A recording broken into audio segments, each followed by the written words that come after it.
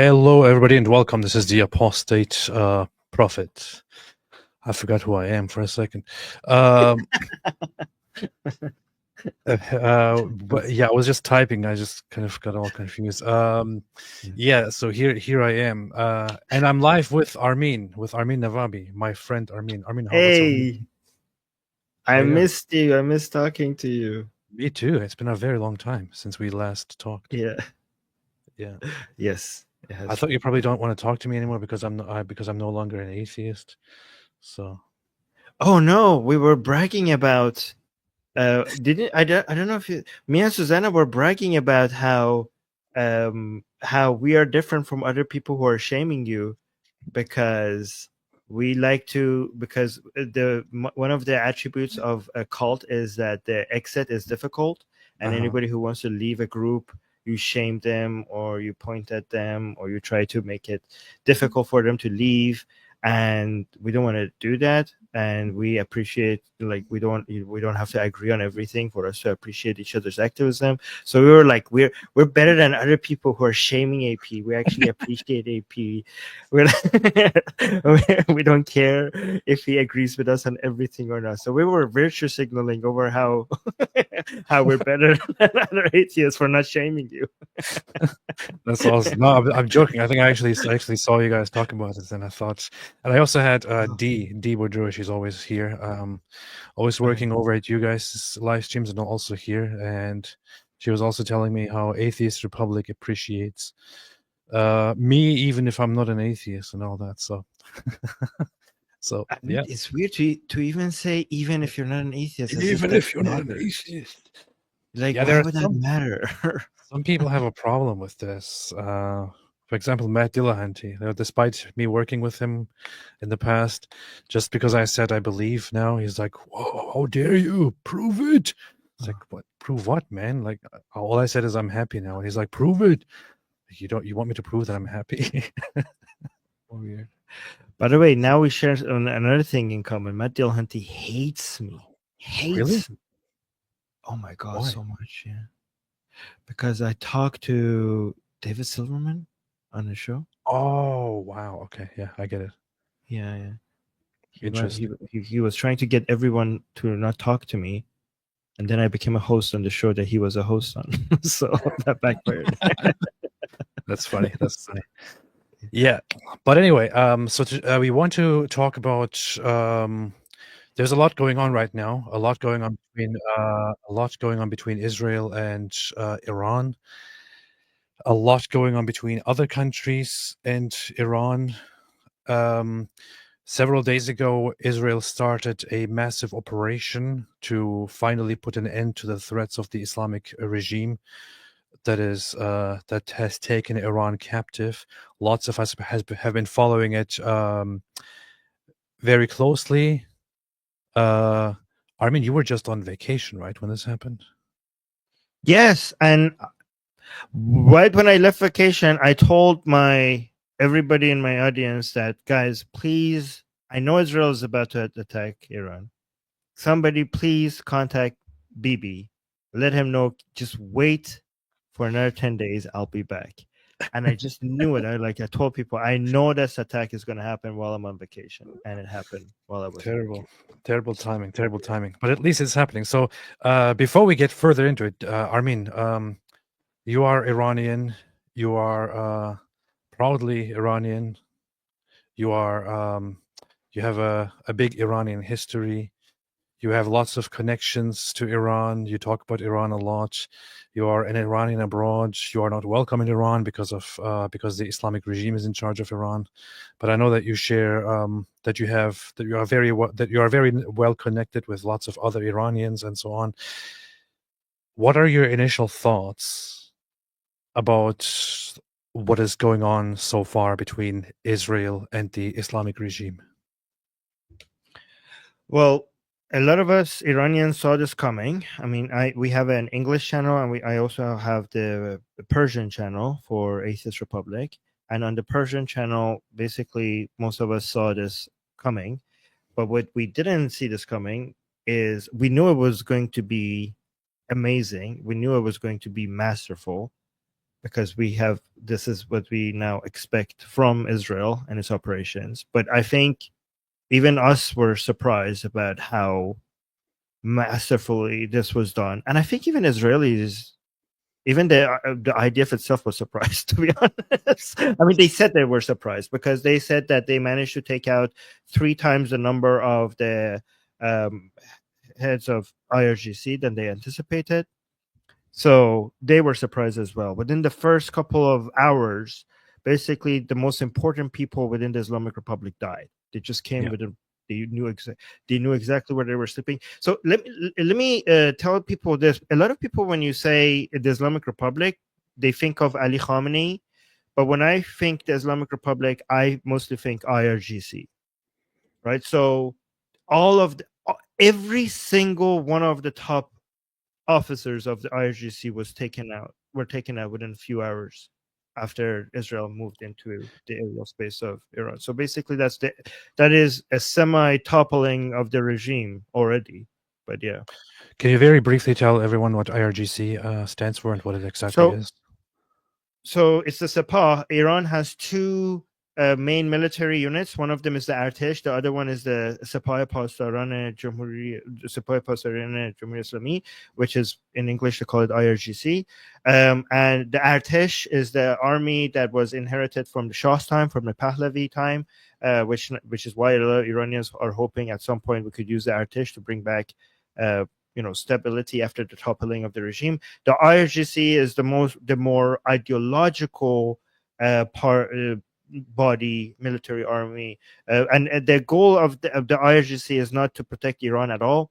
That's the goal of the Artesh, supposedly, but the IRGC is meant to export the revolution, is to protect the Islamic revolution, and to basically take over the world. That's the point of the IRGC. It's not even to protect the borders of Iran or the Iranian people. And they control I think 2/3 of Iran's economy. So they're not just a military unit; they're everywhere. They control the media, they control the economy, they control everything. Basically, the politics. The IRGC is now more powerful than the office of the supreme leadership itself. They control everything, and basically, they are the Islamic Republic. Nice, nice. So, by the way, I just want to point out something very, very, very funny. So, I'm checking the Tel Aviv skyline right now. Let's see, what time is it in Tel Aviv right now? In Tel Aviv, it is currently 3:15 at night.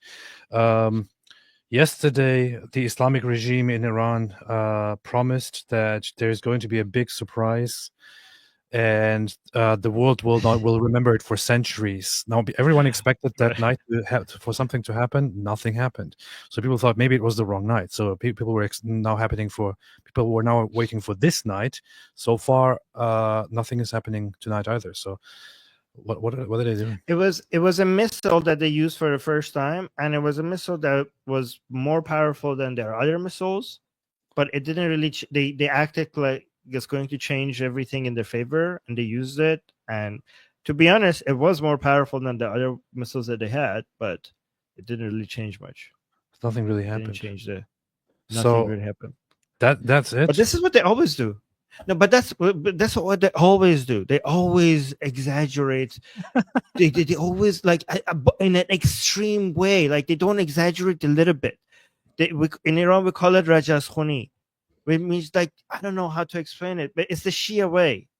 It's the Shias do it all the time, more than Sunnis. They just exaggerate and they minimize how much they've been hurt.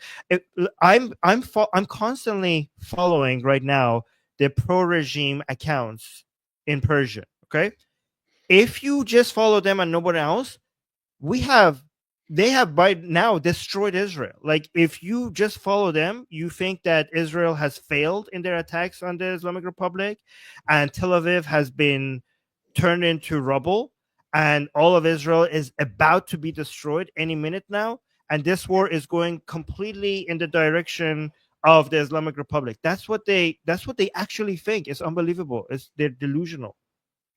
I mean, just looking at the account of Khamenei here, The Zionist regime's malicious attack on our country took place at a time when Iranian officials were indirectly engaged in negotiations with the U.S. side. There was no indication on the part of Iran that signaled a military move. Dude, we literally have the video.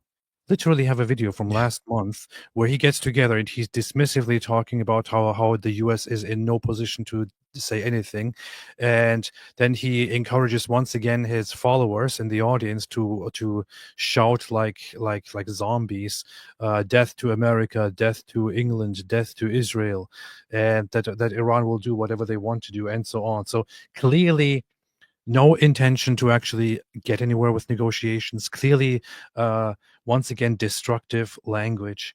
And then they say the harm the U.S. will suffer will definitely be irreparable if they enter this conflict militarily. Shut up, man. Nothing is going to happen. It was already suspected that the U.S. was involved. Have you seen? Do you know that Monty Python part where you keep cutting the guy's legs and he says like it's nothing but a scratch? Yes. Like we're going to defeat you. That's basically what's happening. That's the Shia way, basically. Yeah, the Zionist enemy has made a grave mistake and committed a serious crime, and it must be punished. Nothing is going to happen, man. Nobody believes you. Nobody believes you, man. I bet you they're going to say that until like the very last minute. I mean, even after the regime falls, these people are going to be like, any minute now, we're going to destroy the Zionist state forever. Like they're never going to quit being this delusional until they're dead. What the hell is this? Look, they're using AI now. Look at that. They're using AI because this help from Allah. Just because they can't do anything, they're now posting about help from Allah. You know. Yeah. Only you will help only from Allah only if you make AI. AI flaws. We must give a strong response. A lot of Shias are now making AI videos about what they think is going to happen any day now, and that's the only way they could see their dreams coming true, with AI videos and AI images. It's so ridiculous, man. So ridiculous. I feel like at this point, if we have confirmed, like if I don't know who's posting these ridiculous things, but it's just ridiculous nonsense. I mean, it's not him sitting there and tweeting this, obviously, but I feel like if we had like no, if but we he actually said those things. Oh yeah, he said so. What the person that is the admin of this account, what they do is when he makes a speech, they go take parts of it and they turn it into tweets. So these are things he actually said. Well. What a dummy. What a dummy. Then life will definitely become bitter for them. Dude, I literally have the skyline of Tel Aviv right here. Look. It still looks the same. This is live right now from Tel Aviv. Nothing is happening. You know the number of people who died in Israel, every single one of them is a tragedy. Yeah. But the number is much lower than what Israel itself anticipated. They were ready for a lot more casualties. Yes, there was a report. I mentioned this yesterday as well. So there was a report. The military, before they launched the operation, made an assessment, and according to the assessment, in the worst case, there would be the number of casualties, or the number of deaths of Israelis in the worst case could reach between 800 and 4,000 or something like that. But they said they decided even if it gets that bad, the future could be much worse if we don't act right now. So they decided to act, but this was like one of the worst case expectations. But they did expect more damage. They did expect more casualties and all that. So far, Iran is doing much, much worse than Israel thought they would. So the Islamic regime is doing a horribly poor job right now at fighting back. Well, because one thing that happened was Israel somehow managed to send some false information to the officials within the Islamic Republic, thinking that they're intercepting messages by Israelis, and they managed to somehow get all of the people responsible for the rockets. Basically, they have like I don't know how to translate that to English, but all the people responsible for that unit to meet with each other in one place, and basically they blew up that place. And everybody responsible for all the main people responsible for controlling the missiles were basically dead all together.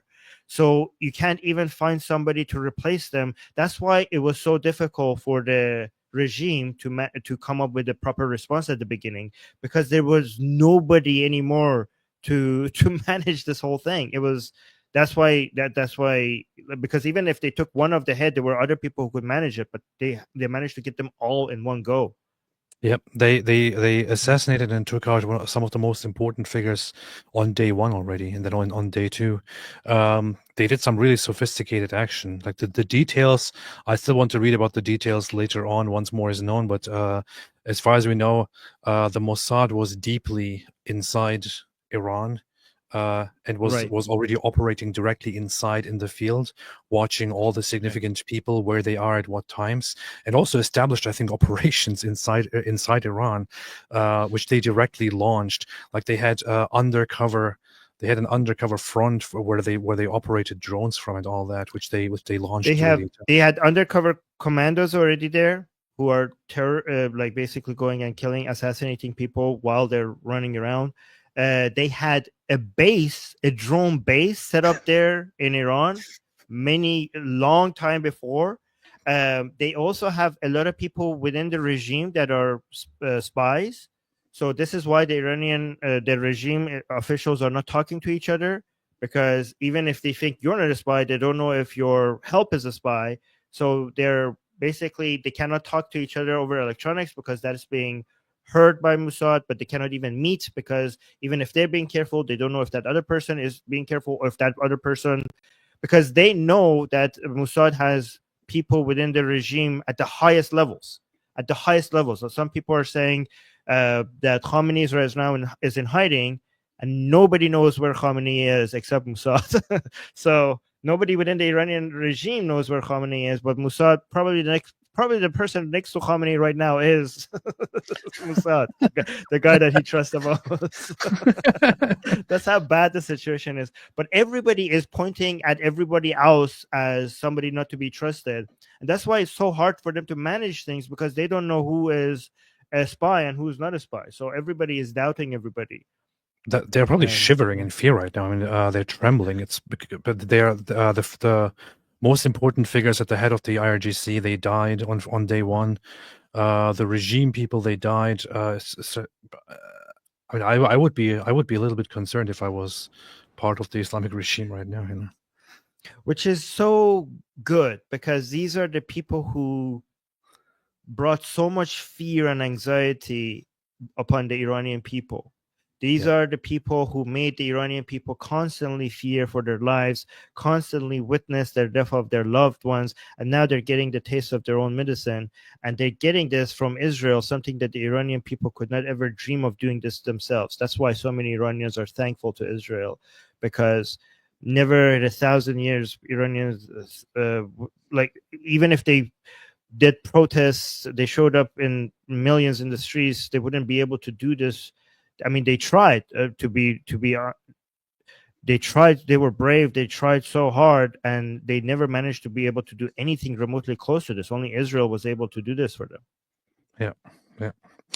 So, Armin, you have messages, I believe, from Iranians and also Israelis, I believe, that we want to talk about, right? I know that you showed some of those videos earlier when you went live on your channel, but we want to talk about them. We want to amplify them, because we want to build bridges. We want to tackle some of the misconceptions that are online that people are talking about. We want to fight and tackle this whole idea that Israel is somehow fighting against the Iranian people, and we want to point out the appreciation that the Iranian people actually have for what is happening to the Islamic regime. So, do you want to go ahead and start talking about those and playing those clips? And thank you so much for giving me a chance to do this. These messages were sent to me directly on Telegram by Iranians, and then I was getting so many of them. I thought I should ask Israelis to send me messages on Telegram for Iranians. So I have a I don't know if I could show you all of them, but I have some messages from Iranians to Israelis, thanking them, and then I started collecting. So we have two channels: Atheist Republic English and Atheist Republic Persian. On the Persian channel, I told people to send me their messages for Israelis for me to go on the English channel and show it to Israelis, because we have Israelis following us on the English channel. And then on the English channel, I told the Israelis there to send me messages for Iranians, so I could go translate it on the Persian channel and play it for them there and translate it into Persian for them there. So this was a kind of beautiful bridge that we were building between Iranians and Israelis. But so the vast majority of the messages by Iranians to Israelis was messages of gratefulness and thanking them for basically taking out their enemies, the occupiers of Iran. And a lot of messages by Israelis to Iranians was a message of unity, a hope for their freedom, and also mentioning that the war against the Islamic Republic is obviously not a war on the Iranian people. So yeah, so let me know when you want to get started. I could start. Some of them are the audio is not very good, so I will try to do my best to amplify, like the boost their audio or something, so that maybe we could understand them.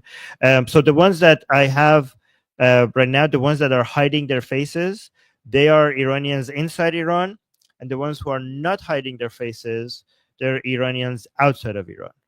I see. Right? I see. So I have both. Yeah. Okay. Do you just want me to let me put know them which one. you can't do that, right? I have to do that. Yeah, I can't do that. Yeah. Okay. Maybe I should give you the rights. Do you just want me to go one by one, or? Yeah, sure. So the one that I have on a screen share of this young woman, that one is the reason. Yeah, that one, because the audio is low. I'm doing a screen share so I could boost the audio with VLC. So maybe we could start with this one. Okay. Do you have the audio? Oh wait. No, you're not sharing audio. Yeah, I forgot to share audio. Hold on. Screen share. I have to share the audio. Let me try this again. There. Now can you bring it back up? Yeah. Okay. Let's try this again. Shalom. First of all, and before everything, I am deeply sad and sorry for the citizens we have lost, both in Iran and Israel, and I send to their families my condolences. Hope their souls rest in peace. I truly wish this tragedy had never happened, but as long as Islamic Republic exists, the situation like it was. So I just hope that the perpetrator of all these horrors collapses as soon as possible, and we don't witness any more loss. Not only Islamic Republic is not Iran, but also it's the common enemy of both Iran and Israel. For almost half a century, my people have been in an unequal war against this execution dictatorship. Every day the situation becomes more tense and we have to fight more just to survive. There is no security, no safety. Even in this situation right now, I do not feel threatened by Israel, but like every other day, our life is in danger from Islamic Republic. So that part was very interesting, because she's in Iran. She's telling us that even though right now Israeli bombs are being dropped on where she lives, she still feels more threatened by the Islamic Republic where she lives than the bombs that are being dropped. This regime that has occupied our country and turned it into a prison has made us prisoners and hostages in our homeland. Israel has only targeted and eliminated these occupiers and murderers whose hands are stained with the blood of Iranians, Israelis, and Gazans. This war is between Israel and Islamic Republic, not with Iran or the Iranians. Maybe the world doesn't see it now, but Israel is really saving the world from this great evil. So, massive thank you to the man of his words, Bibi, and everyone who has launched this chain cutlet diner in Iran, and the best and the most delicious, the yummiest cutlets in the entire galaxy cannot be found anywhere else but here. That's the best cutlet them. The big Netanyahu. And my dearest thanks to King Reza Pahlavi, our one and only irreplaceable alternative, Jolicha. At last but not least, forever and always, women life, freedom, and rising lion. Long life Israel, long life Iran. Peace. Wow. Okay. Like, that's so simple, but it kind of makes me really happy, you know. Wow. Javed Shah means long live the Shah, right? Or yeah. Long live the king, yes. Yeah. Wow. So this is from a woman who is directly inside Iran. Yeah. And she describes that the people are taken hostage by the Islamic Republic, the Islamic regime, We also know that the majority of the people, the vast majority of the people, I believe, inside Iran, despise the Islamic regime. They want to get rid of it. Wow. Yeah. So this was sent to me on my Telegram account, and I have a lot more. So do you want to do second video? Yes. The number 2 down there. Yeah. So again, this one, he's hiding his face. Again, the third one is not hiding his face because it's in. این جنگ اسرائیل با جمهوری اسلامی مرسی که بیبی داری به So he's مردم saying, ما کمک میکنی. Oh, you I can don't know pause what it this too. Yeah, I can pause it. So he's saying that this war between Israel and the Islamic Republic, thank you, BB, that you're helping us. اسلامی مرسی که بیبی داری به مردم ما کمک میکنی. Oh, thank you, BB. Thank you, BB, for helping our people. واقعا یه کاری بکن که این مردم همینجوری که پشتت هستن همینجوری بمونن. Please continue doing what you're doing so that these people will continue being behind you. و از قبل که اطلاع میدی خیلی عالیه. Oh, and he's saying it's great that you keep telling us where you're bombing before you bomb them. Thank you for those announcements. Thank you, بیبی. ادامه بده، مردم به پشت شما میان، مردم He's saying thank you, baby. People will come behind you. People will show up. الان خستن، حتما Like they're tired right now. That's why they're not showing up, but they will show up. مرسی بیبی. Thank you. جاوید شاه. Yeah, thank you, baby. Long live the king.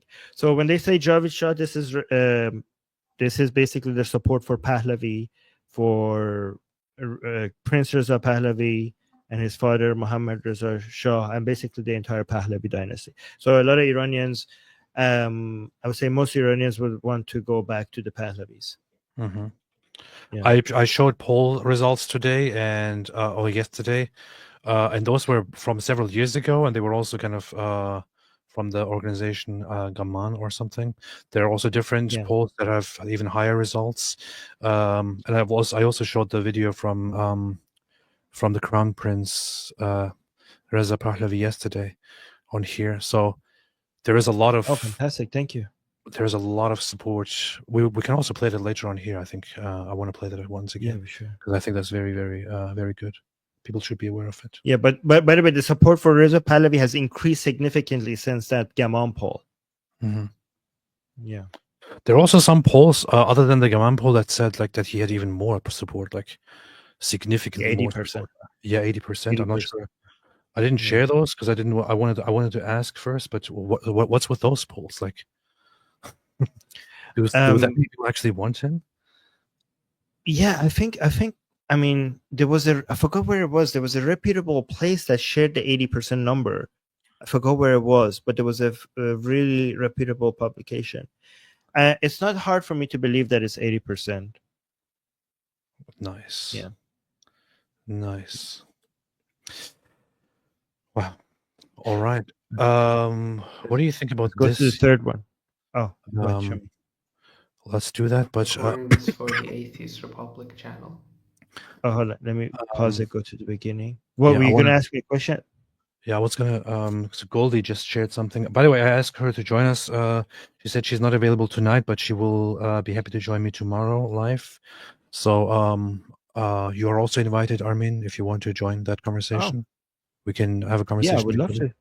She does. That would be amazing. She's doing an awesome job. But she just shared this. The Imperial Air Force Pilots Association of Iran is urging the Artesh Iranian military to defect from the terrorist Islamic Republic and join the people. Pilot Colonel Mustafa Babayan conveys their message. Have you seen this? Yeah, I saw this. But is he? I think is he outside of Iran? I don't know. با درود به شما و درود به ملت غیور ایران. اعضای انجمن خلبانان نیروی هوایی شاهنشاهی ایران همبستگی کامل خود را با پیام اخیر شاهزاده رضا پهلوی اعلام می‌داریم. پیام ایشان خطاب به نیروهای مسلح برای پیوستن به مردم ایران در مبارزه‌ای بر حقشان علیه رژیم سرکوبگر جمهوری اسلامی است. پیامی است برخواسته از میهن دوستی شرافت و دفاع از ایران عزیز من. ما که روزی در کنار شما لباس خدمت به وطن را به تن کرده بودیم، خوب می‌دانیم که این لباس تنها یک یونیفرم نیست، بلکه مسئولیتی سنگین و مقدس در برابر مردم، نه در خدمت به رژیم ویرانگر. پیام شاهزاده رضا پهلوی فراخوانی برای شورش نیست، بلکه دعوتی است برای ایستادگی در سمت تاریخ و در کنار مردم برای آینده آزاد، مستقل و دموکراتیک. ما به عنوان برادران شما نگران حال آینده ایران و شما و خانواده هاتون هستیم. مردم ایران خانواده شما هستند و اکنون چشم امیدشان به شجاعت، وفاداری و انتخاب شماست. اکنون زمان آن فرا رسیده است که مأموریت واقعی یک سرباز را بیاندیشید و از ملت ایران دفاع کنید. Wow. So this is the Artesh. Remember that we have the IRGC and the Artesh. So the hope is that as soon as we see the government collapsing, that the Artesh joins the people under the umbrella of Crown Prince Reza Pahlavi. That's what we're hoping for. That's what. And by the way, guys, in the messages that I have to for you today, one of the people who sent me a video message supporting Israel is a man wearing the Artesh uniform while wearing a mask. Yeah. Wow. Nice. So we'll Very, get to very that one nice. as well. Maybe I should play that after these number 4, huh? Yeah. Let's get back to your message. Okay. We're doing this one here, I Recording is for believe. the Atheist Republic. Yeah, let's go and we go to the beginning. So again, the ones who are not hiding their faces are the Iranians outside of Iran. And he's speaking English, so I don't need to translate. So let's listen to this. Hey everyone, I'm recording this for the Atheist Republic channel. My name is Amir Hossein. I am an Iranian. Recently, the Israeli military has conducted a military operation inside Iran, assassinating key IRGC officials and destroying nuclear facilities of the Islamic Republic. As an Iranian, I support this. Thank you, Israel. The people of Iran do not support the Islamic regime. We want a secular, free Iran. We support Israel assassinating IRGC officials and destroying the Islamic Republic. The people of Iran stand with Israel, and we want Israel to stand with us. We hope to achieve this goal under the leadership of Prince Reza Pahlavi. Thank you all. Nice. Yeah. So by the way, number 30 that I just uploaded, that's the guy with the Artesh uniform. You see that down there? Oh, yeah. By the way, this guy is my friend. So the audio on this one is really bad, but I could translate for you guys. Okay, so that's he's wearing the Artesh uniform and he's wearing a mask. So let's see what he has to say.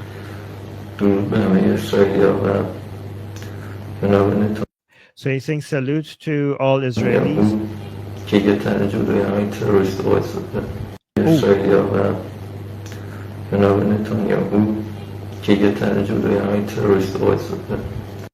Oh, so he's saying salute to all Israelis and also to Netanyahu, who single-handedly is standing in front of all the terrorists.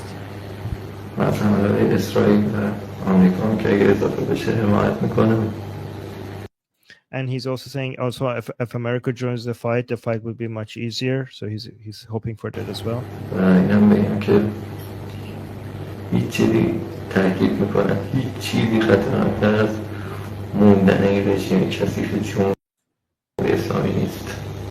So he's saying, I want to mention that nothing is worse, and I emphasize absolutely nothing is worse than this dirty Islamic Republic regime staying in power. Nothing is worse than it.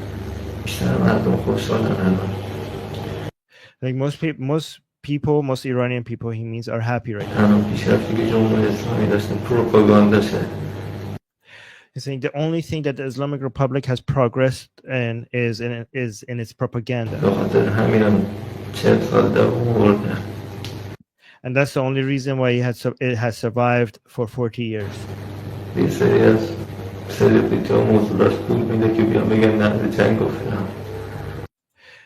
Islamic Republic is right now paying a lot of celebrities in Iran to come and say no to war.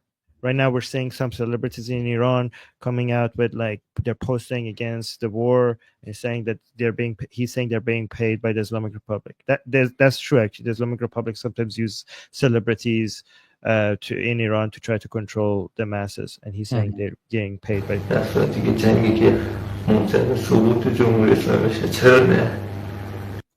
However, why should we say no to a war that will end in the fall of the Islamic Republic? همچنین فکر می‌کنم که جناب شاهزاده رضا پهلوی میتونه باعث ایجاد اتحاد بین مردم ایران و اسرائیل بشه.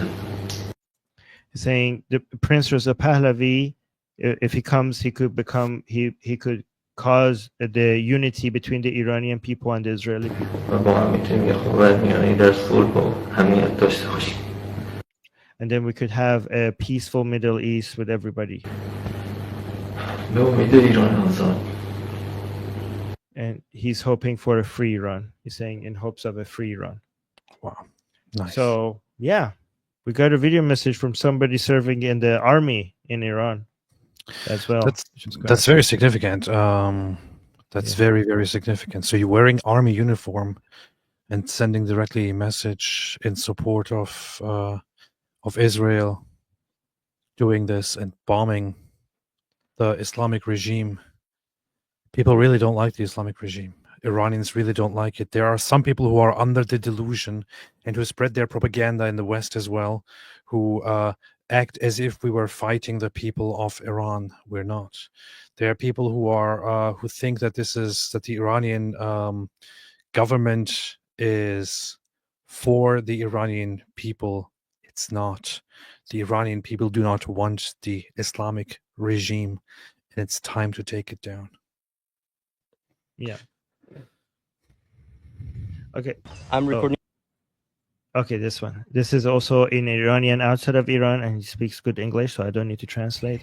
Hi, I'm recording this video for Atheist Republic, and I want to say that as an Iranian, I stand with Israel for your brave actions against the Iranian regime's threats.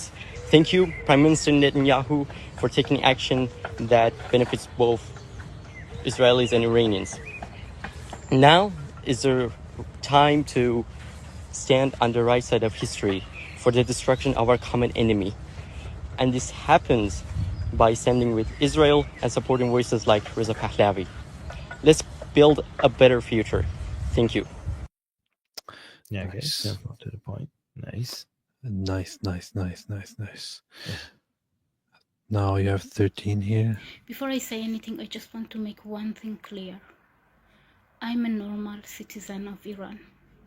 I'm not Jewish, I'm not spy, I'm not with Mossad or Israel. I was born in a Shia family in Iran. And I want to say something that might sound crazy to some people, but I want to say thank you to Israel, to the regime, to the country that have invaded my country, Iran. Because this isn't a war against Iranian people.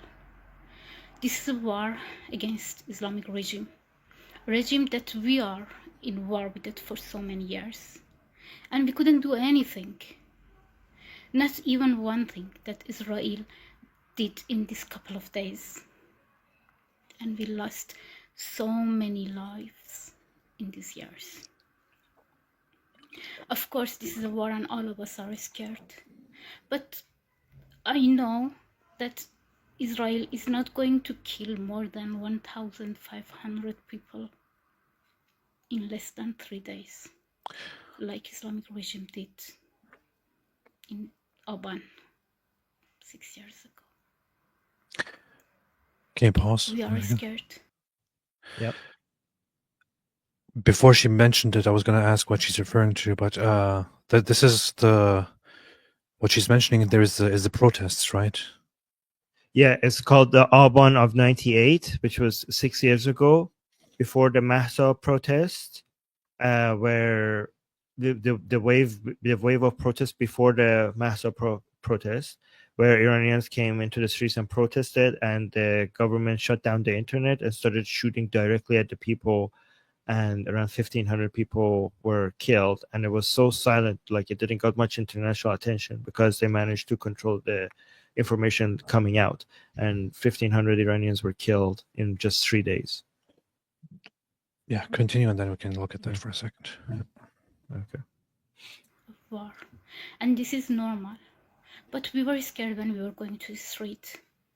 Not only for our lives, because the Islamic regime just not gonna kill us. We knew that if they arrest us, they are going to rape us. They are going to hurt us, our family. That's actually true, because the Iranian regime realized that so many of these protesters are not afraid of dying, but they are afraid of being raped, and they are afraid of their family being threatened. So instead of threatening to kill people, they started using rape as a weapon of war when they arrested these Iranian protesters, and they raped both men and women, by the way, as a way to make sure that other people hear what's happening to the people who get arrested, to use that as a way to discourage protests, because they realize that killing them is not scary enough. And also threatening their families is also another more effective way to threaten people against protesting, more than actually threatening them of dying. Right. Gonna kill us. We knew that if they arrest us, they are going to rape us. They are going to hurt us, our family. And they are going to abuse our love to our family, to make us do something that we didn't want to make us say something that we didn't believe to. A couple of minutes ago, Israel exploded national TV of Islamic regime, their propaganda machine, and I'm so happy with it. I just have one more request. Please cut the head of the snake. We'll take care of the rest. She's talking about Khamenei. She's like, please kill Khamenei. That's what she means. I wonder what would happen if Khamenei was taken out. You know, I mean, Trump says we know exactly where he is, and he can be killed, but we choose not to do it. I'm not sure how much he's serious, how much he's bluffing, but it could be totally true. But what do you think would happen if they actually took Khamenei out? I think that would be the end of the Islamic Republic. I think that's the only glue that is holding everything right now together. The only thing that is, because the IRGC heads are all taken out. I think if you take out Khamenei, two things might happen. It could spark mass protests, because now people could actually believe that this is the end of the regime. It could also encourage the Artesh to start to join the people. Not the heads of the Artesh, because the heads of the Artesh have been replaced by IRGC people, but the body. There are people within the body of the Artesh who are still loyal to the Pahlavi. So killing Khamenei might encourage an uprising within the Artesh to join the people. But it would basically, if you take out Khamenei, I think there's no going back anymore. I think that would be the end of the Islamic Republic. But I don't know why they're not doing it already. They should just do it. I want to address a few things here. So there are some people who say stuff like this. I don't know. I want to be nice now when I refute this kind of stuff. So Dov Doverson says, "What's the track record for success for regime change wars? Iraq fail, Afghanistan fail, Libya fail, Syria fail, and now ruled by a guy who was literally the head of an ISIS-affiliated group. Grow up." Okay, now considering that you said grow up, I'm going to be nasty on you. But you also said, are those countries more or less stable? If they are less stable and far from functioning democracies, what's the point of regime change? I can exchange cholera for plague, but I'm not better off. Dov Doverson, you don't know what you're talking about. That's a bullshit take, because first of all, we have regime. What about Germany? What about Japan? Right? Like, what we have regime change with military actions in Germany and Japan. Those turned out very well. And also, I don't know what like with Iraq. You needed to give it more time. Iraq is for first decade, it was worse than when Saddam was in power. But right now, if you give it enough time, now Iraq is actually better than when it was under Saddam. So obviously, a decade is not long enough for you to make a judgment on Iraq. I think Iraq is actually now better off right now than it was. Yeah, the first 10 years was horrible, but right now Iraq is better off than it was under Saddam. And also Iran, regime change in Iran, I think is more resembling the Japan and Germany regime change with military action compared than Iraq, Libya, and Syria, because of the thirst for a secular democracy by the Iranian people and the anti-Islam view by the Iranian people. So I think when it comes to Afghanistan, for example, the Taliban is actually a true representative of a lot of the views in Afghanistan. That's why you cannot really force a secular democracy on the people in Afghanistan, because it doesn't really represent the people of Afghanistan. The vast But Iran majority is very different. of people in Afghanistan want Sharia law. The vast majority of people in Afghanistan actually want Islamic law to rule over them. I'm sorry to say this, and I wish it wasn't true, but that's just the case. According to the opinion polls, the vast majority of the people in Afghanistan always wanted Sharia law and still do. So when the US went in there and started occupying and taking over and forcing Western secular democracy on them, the US was forcing something on them that most people did not want. The people there wanted Sharia law. When we talk about Iraq is similarly messed up in in a similar way. Syria is once again similarly messed up. Most people there actually, yes, did want to rise up and did want to overthrow Assad's regime and did want to give power to the Islamists to varying degrees. With Iran, we are not talking about the same thing at all. Iran is a completely different thing. You guys who come here and say this is regime change war, regime change, we can't do the same thing. We are not talking about the same thing. This is not a regime change war.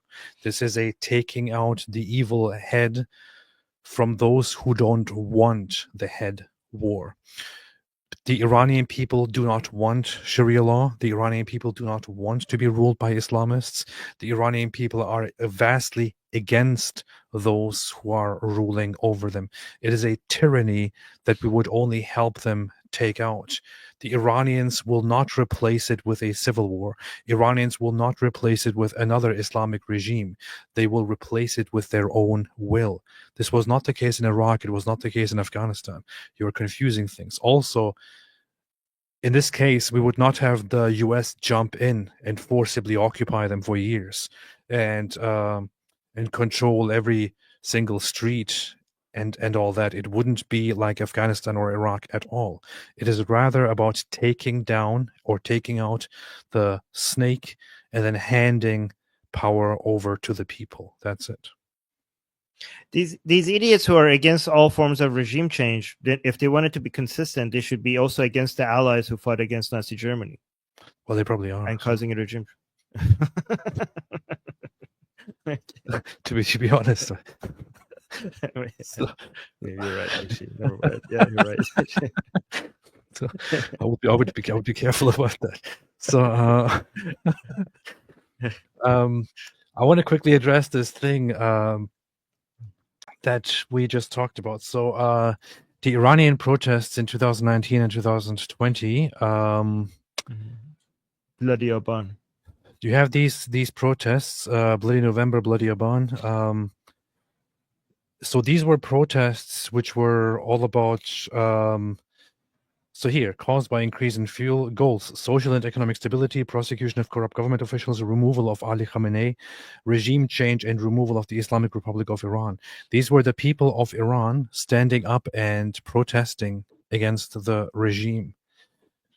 The regime responded to this with mass imprisonments, shutting down the internet, and then shooting into the crowds. Shooting into the crowds. 1,500 people killed per Reuters. More than 1,000 killed per United States Department of State, and so on. This is, of course, according to themselves, only a few hundred were killed, but they killed huge numbers of people for protesting. This is the Islamic regime of Iran. And this was done under a reformist regime, by the way, a reformist government. Yeah. Because a lot of Westerners think like, oh, they're the hardliners and the reformers, and the reformers are the good ones, and the hardliners are the bad ones. But that's not as. In many cases, the so-called reformers are worse than the hardliners. So some people ask why the Iranian people do not stand up and do not go out there. We have to take into consideration that that the Islamic regime, the Islamic Republic, made sure to cause fear, to inflict fear by directly, ruthlessly, brutally shooting into crowds and mass killing protesters, because according to them, according to the Islamic regime's constitution, the values of the revolution, of the Islamic revolution, the values of Islam, the values of the head of state and the coming Mahdi are more important than whatever the people want. So the people are completely expendable. They called it Ojabal Wajibat, meaning the highest of all priorities. Yeah. In Iran, the regime says that basically defending the regime is more important than anything else, including than the principles of Islam. Mm-hmm. So it's more important than the principles of Islam. It's even more important than Sharia law. So God's law, if you have to violate God's law to be able to maintain the Islamic Republic, you have to violate God's law. Which is we had so much fun with this. This is both Khomeini and Khamenei both have written this Ojabal Wajibat in their writings. So we have a lot of fun with it on the Persian channel. For example, we say like, what if for maintaining the Islamic Republic, all Iranians have to have a public orgy? But would that be Islamically allowed? And apparently, yes, that's Islamically allowed. What if for maintaining the Islamic Republic, we have to wait for the Mahdi and we have to gang rape him as soon as he shows up? Is that allowed in Islam for the sake of maintaining the Islamic Republic? That's like, yes, that's Islamically. Not only is it Islamically allowed, it's Islamically mandatory, because they say it's the Ojabul Wajib, but nothing is more important than me. So because this is what I'm not exaggerating, because this is what Khomeini said himself. He said between the life of the Mahdi and maintaining the Islamic Republic is more important. So meaning that if we have to kill the Mahdi to protect the Islamic Republic, we will even kill the Mahdi. That's basically the conclusion of Khomeini's fatwa. Yeah. It's the Ojabul Wajibat. That's what it says. Now, of course, we're talking about an Islamic leadership here, so it's not going to be very, very, very surprising. But here's actually a page from Khomeini's book. So Khomeini is the spiritual father and founder of the Islamic Republic of Iran. And I myself got a copy online of his book, I think, which is called Wasila something. Which one is that? Something Wasila. He originally wrote it in Arabic, but it was also translated into Persian and all that. So, and it's also available in English. So here is a page about Persian was not very good. He's the leader of Iran. Wait, really? And his Persian was his Persian was terrible. What? No, I'm really serious. How isn't he Persian? Isn't he Iranian? He just mostly writes and reads in Arabic. So, yeah. When he spoke Persian, he was like, he sucked at it. So anyway, here's what he wrote in his book about morality, marriage. This is Khomeini, the founder of the leader of the Islamic Revolution and the founder of the Islamic Republic of Iran. Intercourse with a woman is not allowed unless she attains the age of 9 years, regardless whether the marriage is permanent or temporary. There is, however, no objection in other enjoyments like touching lasciviously, hugging and rubbing the thighs, even with a suckling infant. So, do you know what rubbing the thighs means? Yep. Okay. Do you want to explain it to your audience, or would that be too disgusting? I don't want to explain it. I leave it up to you. Yeah. I don't even want to leave it up to your imagination. I mean, I don't know what I'm saying here. Yeah. If a person has had intercourse with a girl before she has attained the age of 9 years, but it has not resulted in ifda, he shall not be subjected to any punishment. Ifda is wait, is that if there's which one is it again? Is that if there's harm or if there's actual intercourse, whatever. Except that he shall be considered to have committed a sin if his intercourse has resulted in ifta, so that the urinal. Okay, here. Oh gosh, yeah. This is what ifta means. So that the urinal, menstrual, or the menstrual and fecal passages have become one, she shall be rendered perpetually prohibited to him, though, according to the more cautious opinion, it shall be so in the latter case. So, if a man marries a little infant and takes her to bed while the girl is still a little infant and suckling, and he just tries to relieve himself sexually through that infant by rubbing her, but then accidentally permanently damages her by breaking her, as described here, then this would be he would have committed a sin and would be liable. But until that point, he can of course do with her whatever he wants. This is the morality of Khomeini. Right.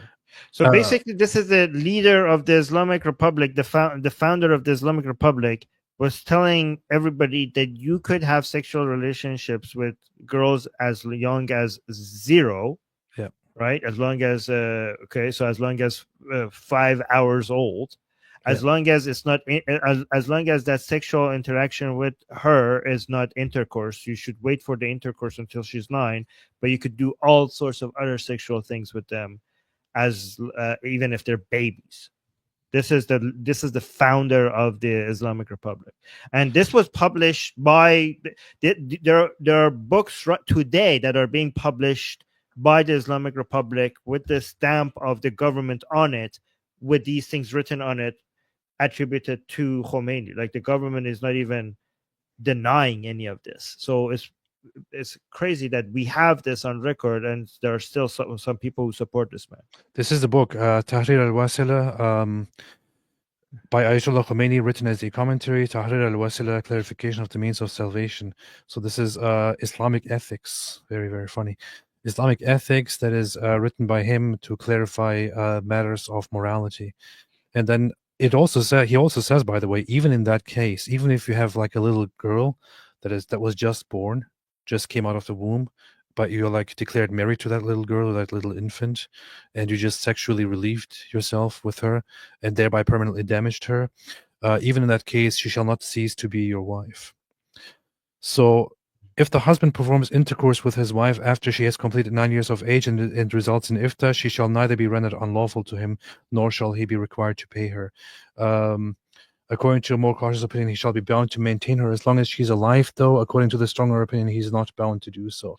So this is the, I know, very, very wonderful topic here, but this is literally the founder of the Islamic Republic that we are dealing with right now. This is the leader that these that the members of the Islamic Republic, that the loving leaders of the Islamic Republic admire as their spiritual father, their spiritual leader. They have his photos. They love him. They love this guy. They still follow in his footsteps. They do as he says, or as he said. He's dead now. But nowadays, his successor, Khamenei, is still very much walking in his footsteps. This is a sick, disgusting, messed up, horrible, inhuman, barbaric, inbred regime that needs to be removed. It seems like it's happening right now. I hope so.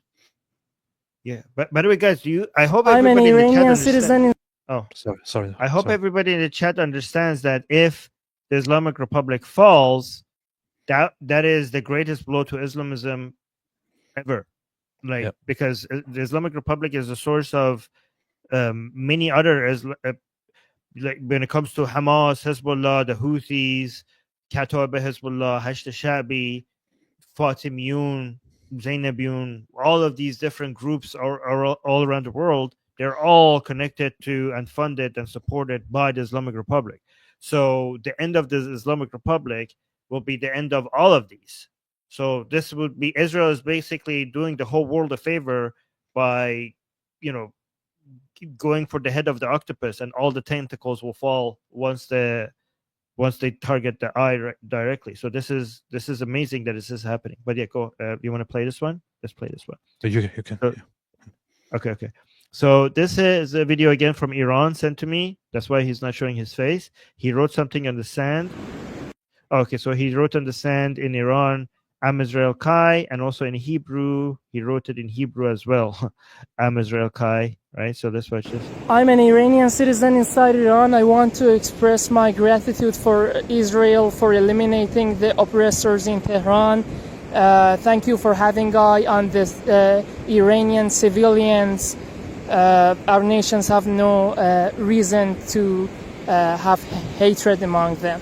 I would also like to express my gratitude and full support to King Reza Pahlavi. He is the only trustworthy person in the transition period. Wow. That's very nicely done. Wait, I have a video of a guy that tried to do the lion and the sword, but I think the lion and the sun, but he gave up. So instead he wrote, like, this is actually funny. Hold on. Present video file. Let me do this one. Okay. Can you bring up this one? This new one? Okay, so this guy is from Iran. That's why he changed his voice, so he doesn't want to be recognized by this voice as well. But obviously this man, whoever he is, he's really bad at drawing, because instead of trying to draw a lion and the sun, he just wrote down lion and sun in the middle of the Iranian flag. Very nice. So, I know, okay. But let's listen to his message. It's kind of good. Shalom to my Jewish brothers and sisters. May the people of Iran appreciate you and Prime Minister Netanyahu for weakening the power of Islamic regime. We support you. We are suffering from the actions of Islamic regime, and if you, dear brothers and sisters, help us, we can bring peace to the Middle East together, once and for all. Long live Israel and long live Reza Pahlavi. Nice. Very, very nice. Okay. Yeah. Do you want to do 16 or 27? Whatever you want. Which one should I pick? 16? Yeah, pick 16. I salute Israel and Prime Minister Netanyahu for striking the heart of the cancer that is the Islamic Republic, not just its tail. The IRGC is nothing but a criminal mafia. Iran's state media is a brainwashing machine. This regime is a rotten corpse, an enemy of its own people. But I ask you, please don't harm innocent civilians. Target those who have destroyed our lives. I proudly stand with Crown Prince Reza Pahlavi, and I urge Israel to officially support him. The only national alternative that can save Iran and the region. It's time to end this nightmare. Nice. Yeah, that would actually, guys, if Israelis in the chat, if you could get your politicians to recognize Reza Pahlavi as the actual representative of the Iranian people, that would do us a lot of that would be very, very helpful, because I think only Israel would do that before the toppling of the regime right now. If Israel leads the way and because Reza Pahlavi has already met with Netanyahu and they're in good relationships with each other, so it would be really good if Israel does officially recognize Reza Pahlavi as a representative of the Iranian people. That would be a major blow to Islamists everywhere, right? So let's do 27 right now. Okay, so I think I need to translate this one. میفرستم به مردم اسرائیل. Okay, hold on. Let's see. درود میفرستم به مردم اسرائیل. So he's saying, I salute the people of Israel. میفرستم به بیبی دلها. I salute the BB of hearts. So I have to explain this to people. A lot of Iranians refer to Netanyahu as the BB of hearts, BB Delha. So that's something that the Iranians who love Netanyahu, that's what they call him. من برای شما مردم اسرائیل به عنوان یک ایرانی یک پیام دارم. He's saying, I as an Iranian person have a message for you Israelis. من ایرانی از حمله هایی که اسرائیل به جمهوری اسلامی، نه به ایران، به جمهوری اسلامی میکنه خوشحالم. He's saying, me as an Iranian, I am very happy for the attacks that Israel is doing against the Islamic Republic, not Iran. So he's saying these attacks are not against Iran, these are attacks against the Islamic Republic. هم برای شما خوبه هم برای ما.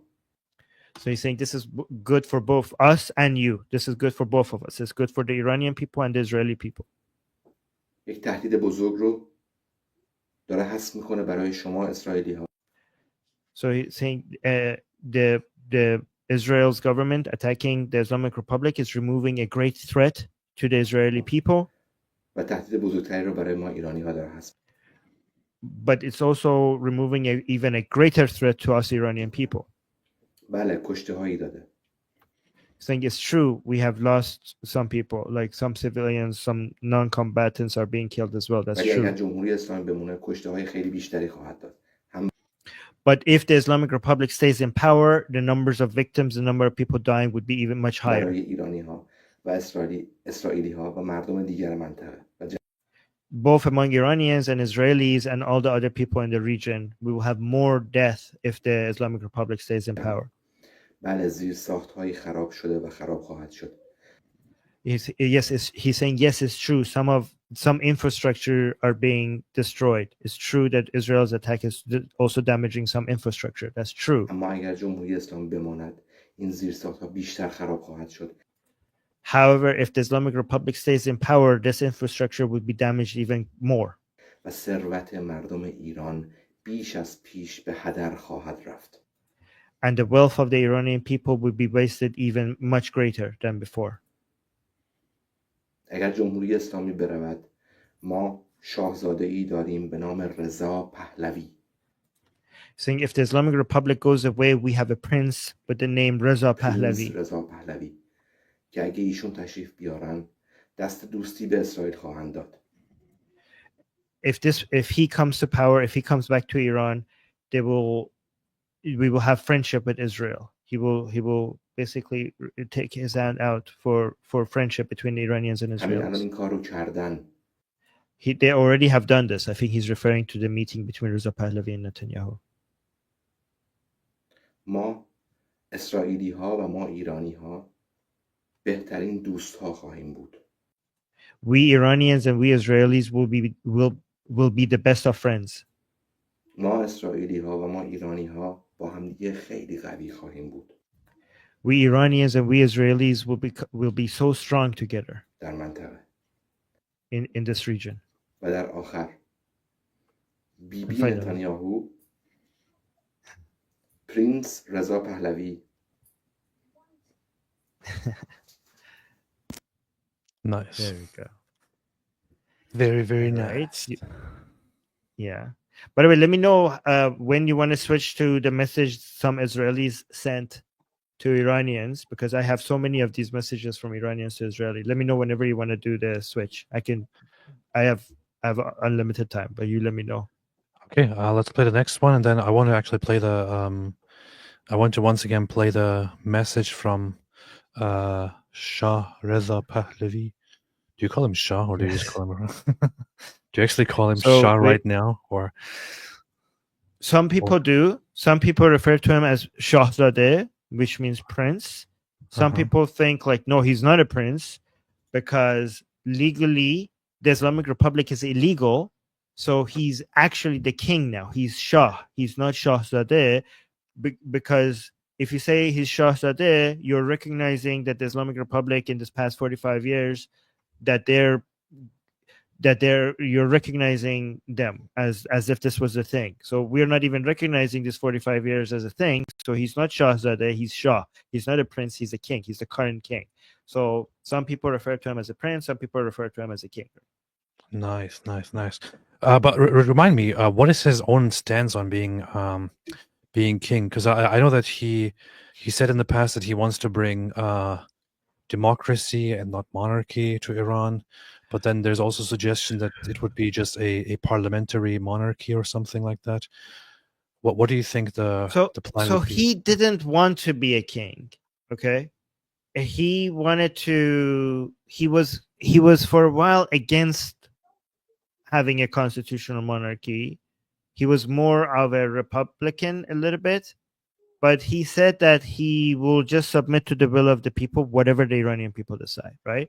So he, for a while, he was kind of suggesting, because some audio was leaked from him talking to the people around him, and he was complaining that you are forcing me to be a king against my own wishes, and what happens to my rights? Like, what happens to what I want, right? And it seems like he's not power hungry at all. He prefers to, if it was up to him, he really wants to just serve the people from the as a civil servant, from, not within the. He once said, I prefer to work with civil organizations on the ground rather than working with ministers and prime ministers and stuff like that. But regardless of his wishes, he says that he will do what the Iranian people want. And he says whether we become a republic or a constitutional monarchy. And again, a constitutional monarchy is also a form of republic, by the way, right? It basically kind of like, it's not like Saudi Arabia, which is an absolute monarchy. It's more like the UK, Canada, Japan, Sweden, Norway, like a constitutional monarchy, right? And he says whatever we become, we will have a referendum, and the Iranian people will decide the type of the government that they want. And after that, whoever becomes prime minister, president, or the king, that's going to be up for election. So he says he will just submit to the will of the Iranian people in a free and fair election. So that's his position right now. I think he should be king. I support him as a king. And if I decide that, I actually, yeah, go on. No, Sarah, he says Armin should be king of Iran. But yeah. Okay, so can I tell you what I want? I want Reza Pahlavi to not become king. I want his daughter. If we become a constitutional monarchy, if the referendum in the referendum the Iranian people decide that they want to, and I bet that the constitutional monarchy form will win, right? If there was elections, right? And if Iran becomes a constitutional monarchy, given that the monarch is supposed to be a symbolic position with not much executive power, I think it would be a waste for Reza Pahlavi to become the king, because he will have basically almost zero executive power. I think his daughter, Noura Pahlavi, should become the queen, so that he's free to become the prime minister. I want Reza Pahlavi to become the prime minister instead of the king, and his daughter, Noura Pahlavi, to become. And I think that would be very beautiful for us to go from the mullahs to having a queen as the head of the country. I see your point there. Yeah. I see. By the way, if you look at the pictures of Noura Pahlavi, you will also see my point for why it would be amazing if that was our queen. Yeah, I just looked her up. I see it now. I see it now. Yes. So interesting. Very, very, very nice. Very, very nice. Yeah. So here we have her. Here we have her. Yeah. I want her to be the monarch, not which is Reza Pahlavi's daughter, so that Reza Pahlavi could just be the prime minister instead. Nice. Yeah. Very nice. All right, so this is what Armin wants for Iran, and so it shall be. Yes. Yeah. That's very impressive. Okay, next clip here. Oh, okay, hold on. Let me pause it, unmute it, go to the beginning. And then after this, maybe we could do some messages from Israelis to Iranians. Yeah. How about that? Yeah. Okay. Thank you, Netanyahu, for taking out the top. Oh, so let me give you a lot of the videos I got were like this. So people uploaded some pictures on their monitor, some pictures that they liked. And this is a landmark in Tehran. People have photoshopped it to put the flags of Israel and the true flag of Iran with the lion and sun there. So the landmark is not Photoshop, but what they put on it is Photoshop, obviously. But this is a favorite image by a lot of Iranians. So he put it on his monitor, and he's talking while recording his monitor because he doesn't want to show his face. Thank you, Netanyahu, for taking out the top generals of the IRGC. The people of Iran are with you. We are your allies, your natural allies, and you know it. You have said it so many times. From Tehran to Tel Aviv, from Shiraz to Haifa, from Isfahan to Urushalim, Iranians stand with you. Thank you very much. We are grateful. The people in Iran right now, when I talk to my friends and family, of course they are scared because it's a war after all, but also they understand and they are happy about the situation. They are grateful. They are grateful for what you're doing. And I just want you to know that it's very poetic if you think about it right now, because Cyrus the Great back in the day freed the Jews from their tyrants, and now the Jews are freeing the Persians, the Iranians, from their tyrants. We really are natural allies, and I can't wait for the day where our people can get together in peace in Middle East and all the neighboring countries. Thank you for everything. Continue what you're doing and help us bring back the Shah of Iran back, King Reza Pahlavi. Together we can make the Middle East peaceful again and get rid of this tyranny once and for all. I find that reference for some reason very beautiful and very emotionally significant. The whole, and I hear and I see so many Israelis and Iranians reference that very often. The Cyrus the Great helped the Jews, and now it's time for the Jews to help the Iranians. Like it's a reference that I hear so often from both sides, especially right now, and it feels there's something very romantic and something very beautiful about it. Yeah, because Cyrus the Great is somebody who's loved by both Iranians and Jews. So naturally, when we're talking about the unity between Iranians and Israelis, Cyrus will come up because we both love Cyrus the Great, right? And that's why Reza Pahlavi coined the term the Cyrus Accord. You have the Abrahamic Accord between Israel and the Arab countries, but Reza Pahlavi, Prince Reza Pahlavi, wants to bring the Abrahamic Accord. The Cyrus Accord, and he's using the name Cyrus because it's a symbol of unity between Israelis and Iranians. Yeah. I also I found this out when I a while ago when I was looking when I was exploring Judaism, and I didn't know this before, but I found out that in Judaism, because the Jewish Bible is kind of is oriented differently from how it is in Christianity. So the story of Cyrus basically freeing the Jewish people and the Jewish people going back and then back to their land, and then the future then being ambiguous from there on is basically, so that comes at the end of the Bible.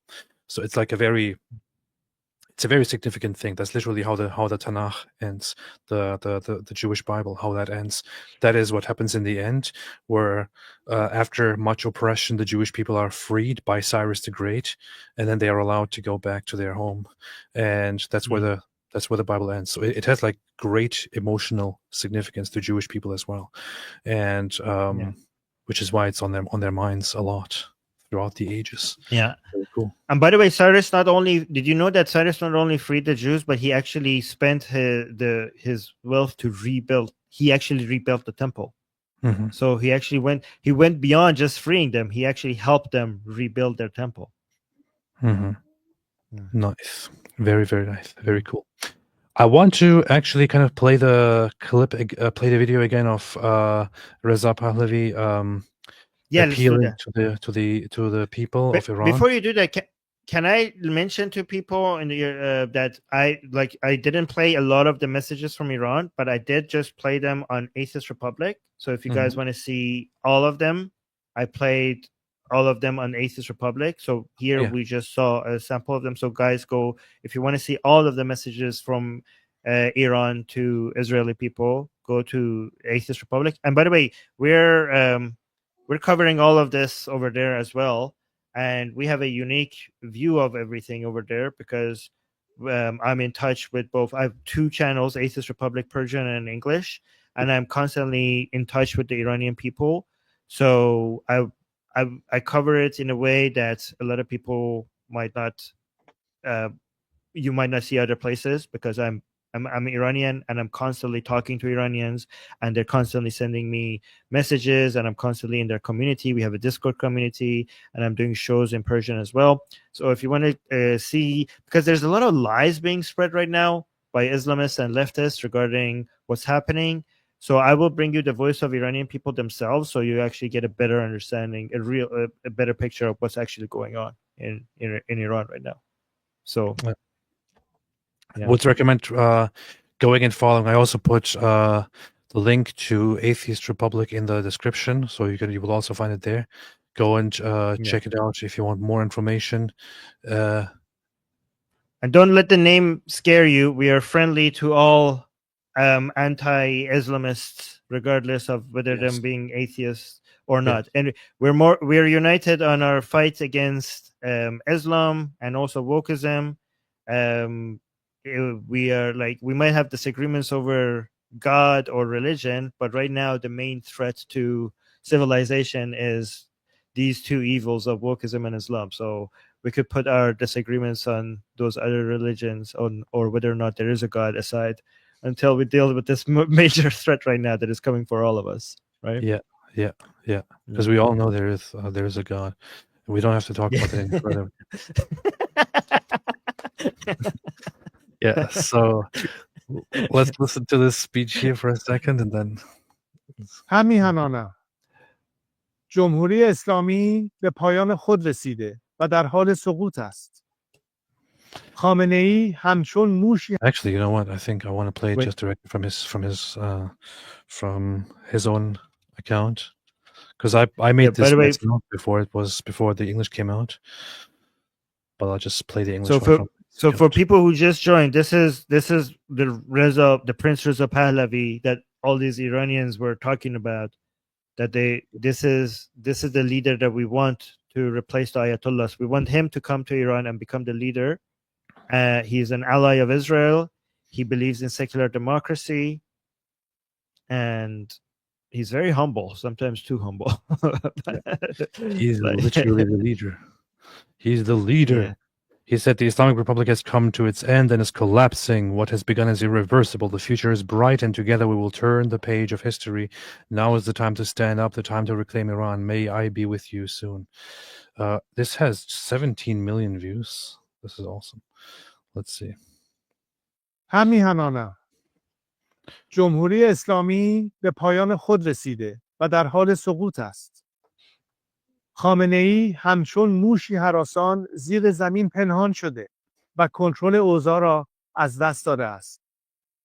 آنچه آغاز شده برگشت ناپذیر است.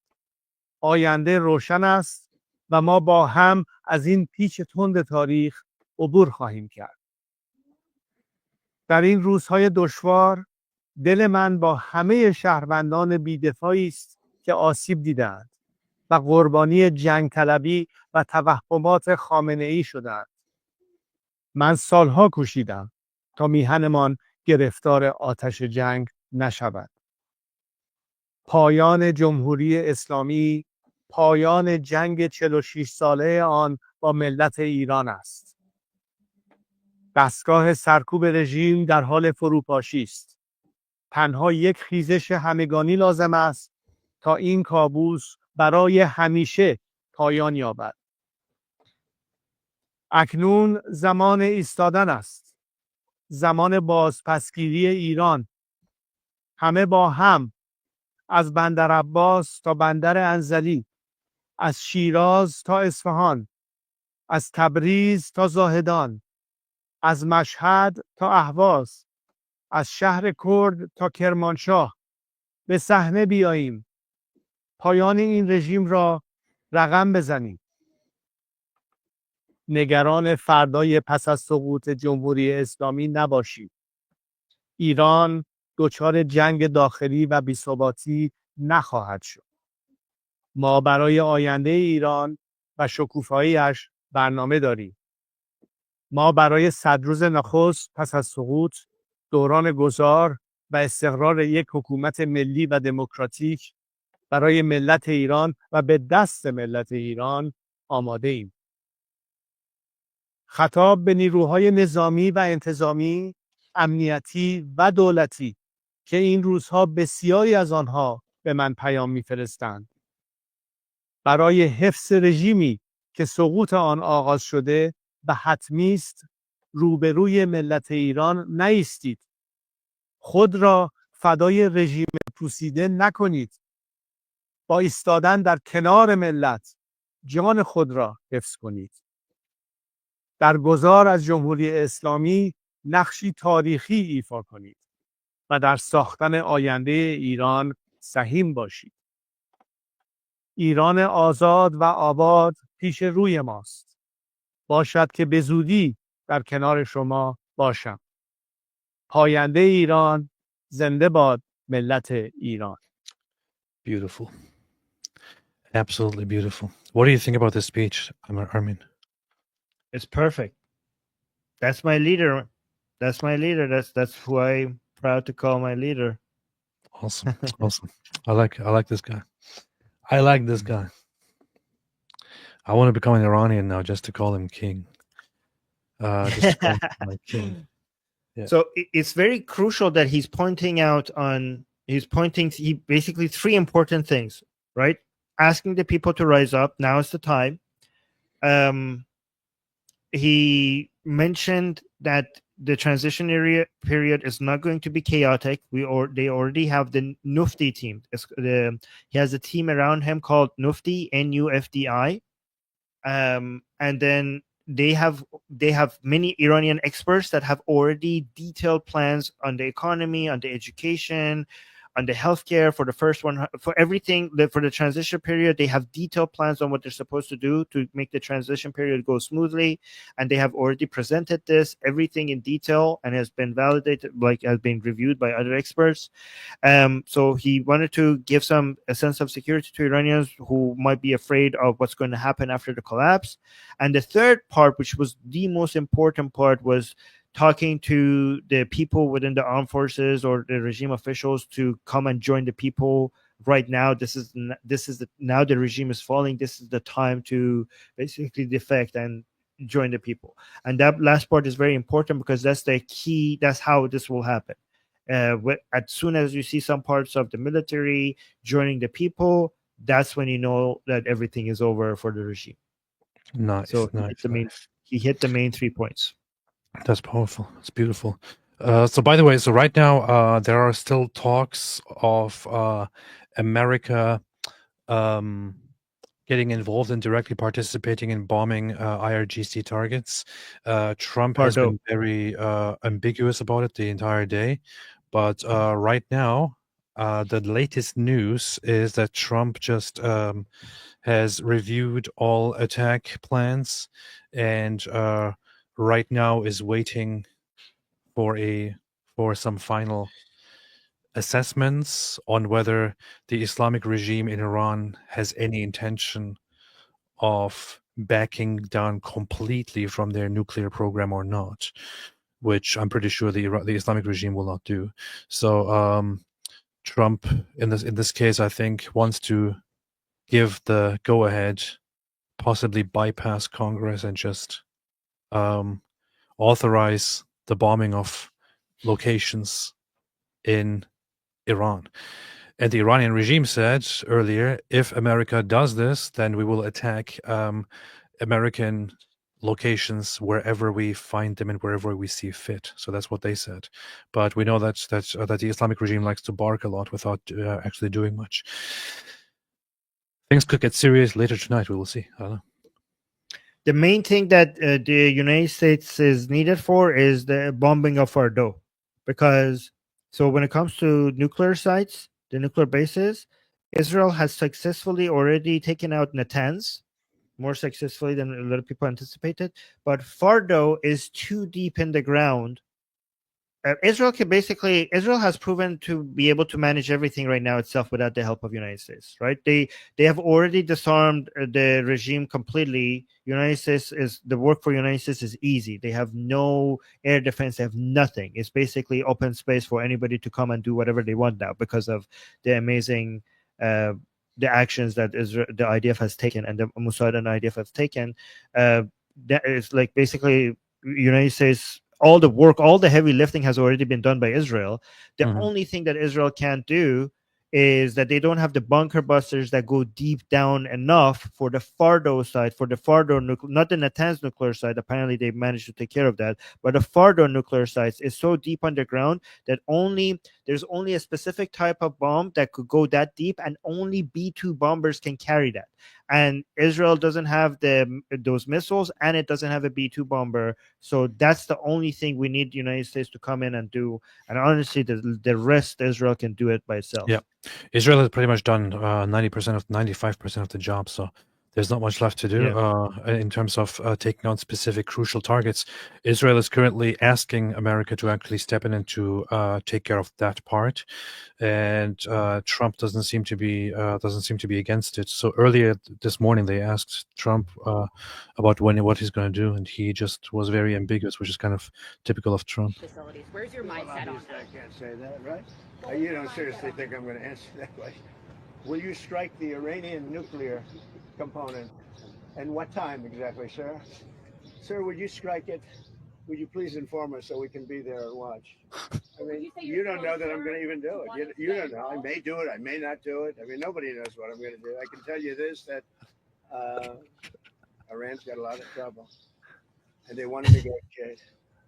And I said, why didn't you negotiate with me before all this death and destruction? Why didn't you negotiate? I said to the people, why didn't you negotiate with me 2 weeks ago? You could have done fine. You would have had a country. It's very sad to watch this. I mean, I've never seen anything like it. It's so, everyone thought it was going to be the reverse. I didn't think so. And I was telling them, you gotta do something. You gotta negotiate. And at the end, last minute, they said, no, we're not going to do that, and they got hit. Remember 60 days, and then They got hit. 61 is going to become a very famous number. That was one hell of a hit. That first hit, that was one hell of a hit. Not sustainable, to be honest. That's where Famous number. He's just being so casual and funny about it.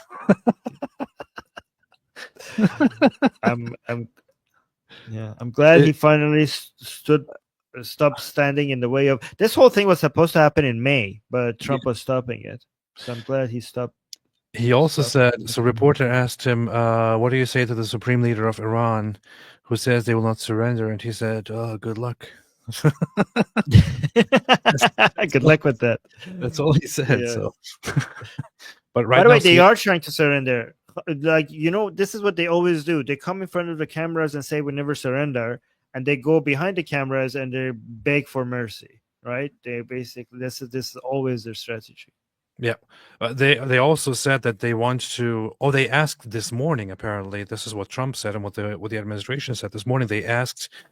They said that they could send over a delegation, or the Iranian government could come over to the White House, to America, to negotiate.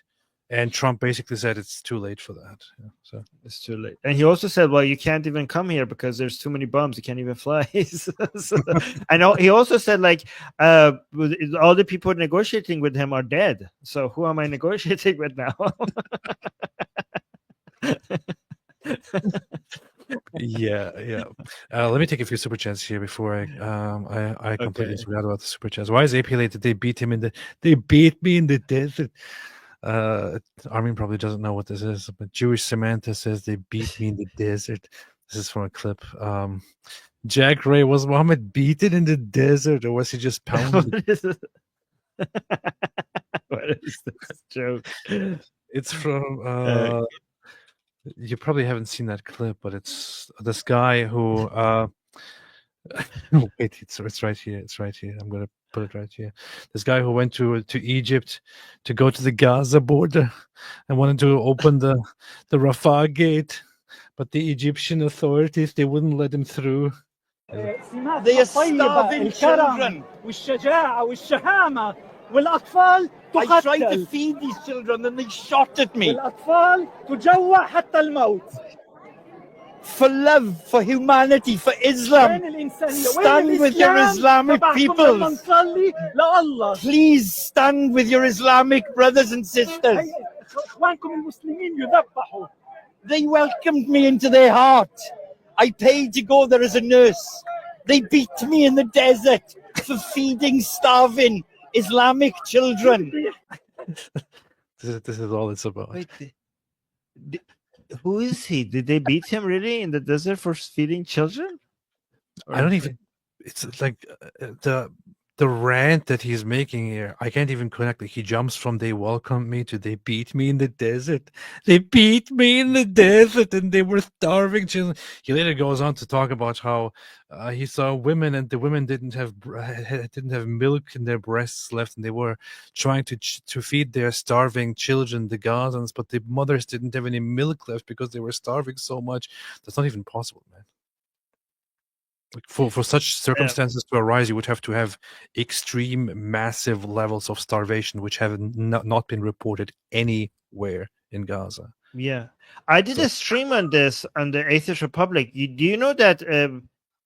I think you guys know that Israel has managed to move more calories per person into a war zone than any other army ever in history.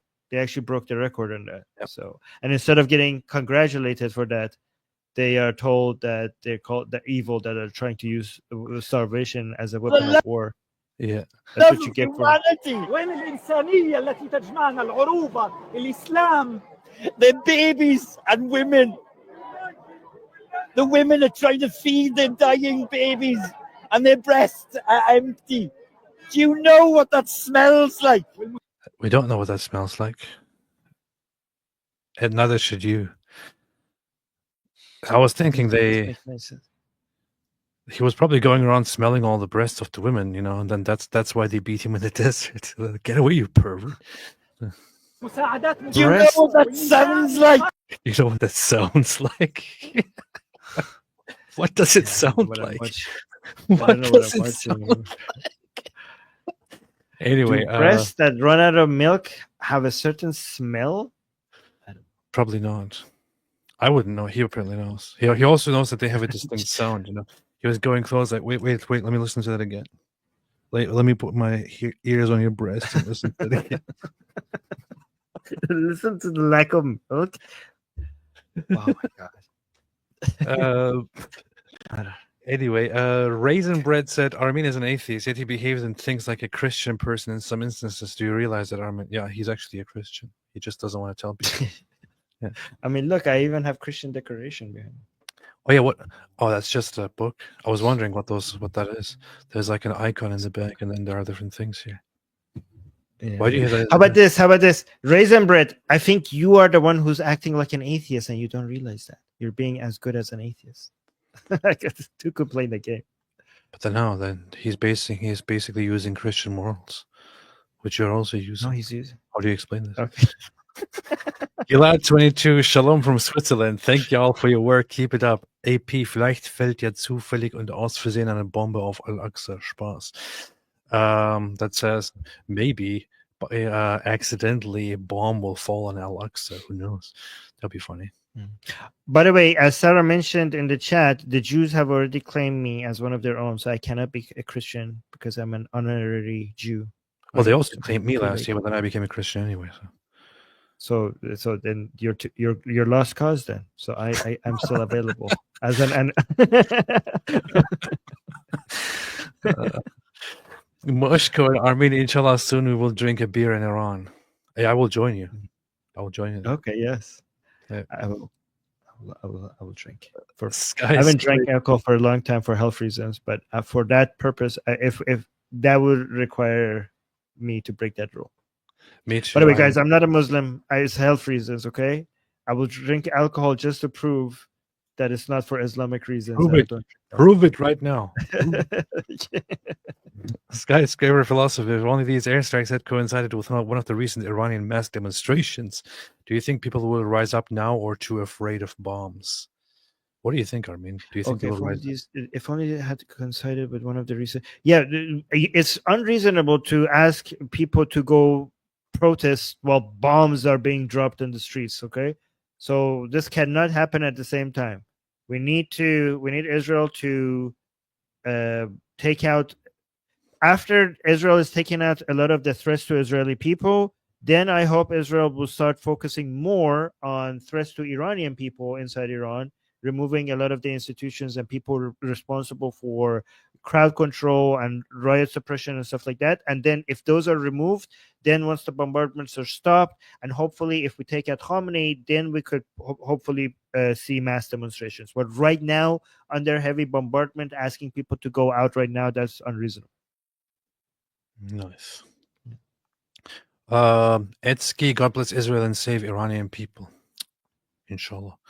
Ivan Neth, I'm going to be honest, first 2 days I was genuinely afraid, but at this point, the Islamic Republic is nothing more than the Houthis. It's pathetic. I know it's the first days. I mean, the first day they sent over like 200 missiles or something like that. Second day, like maybe 100 or 150. It was, yeah, and it wasn't all in one wave. It was in multiple different waves, which made it much easier to, because they had prepared everything. So if something like this happens, they throw 1,000 missiles at the same time as Israel. Everything was set up for that.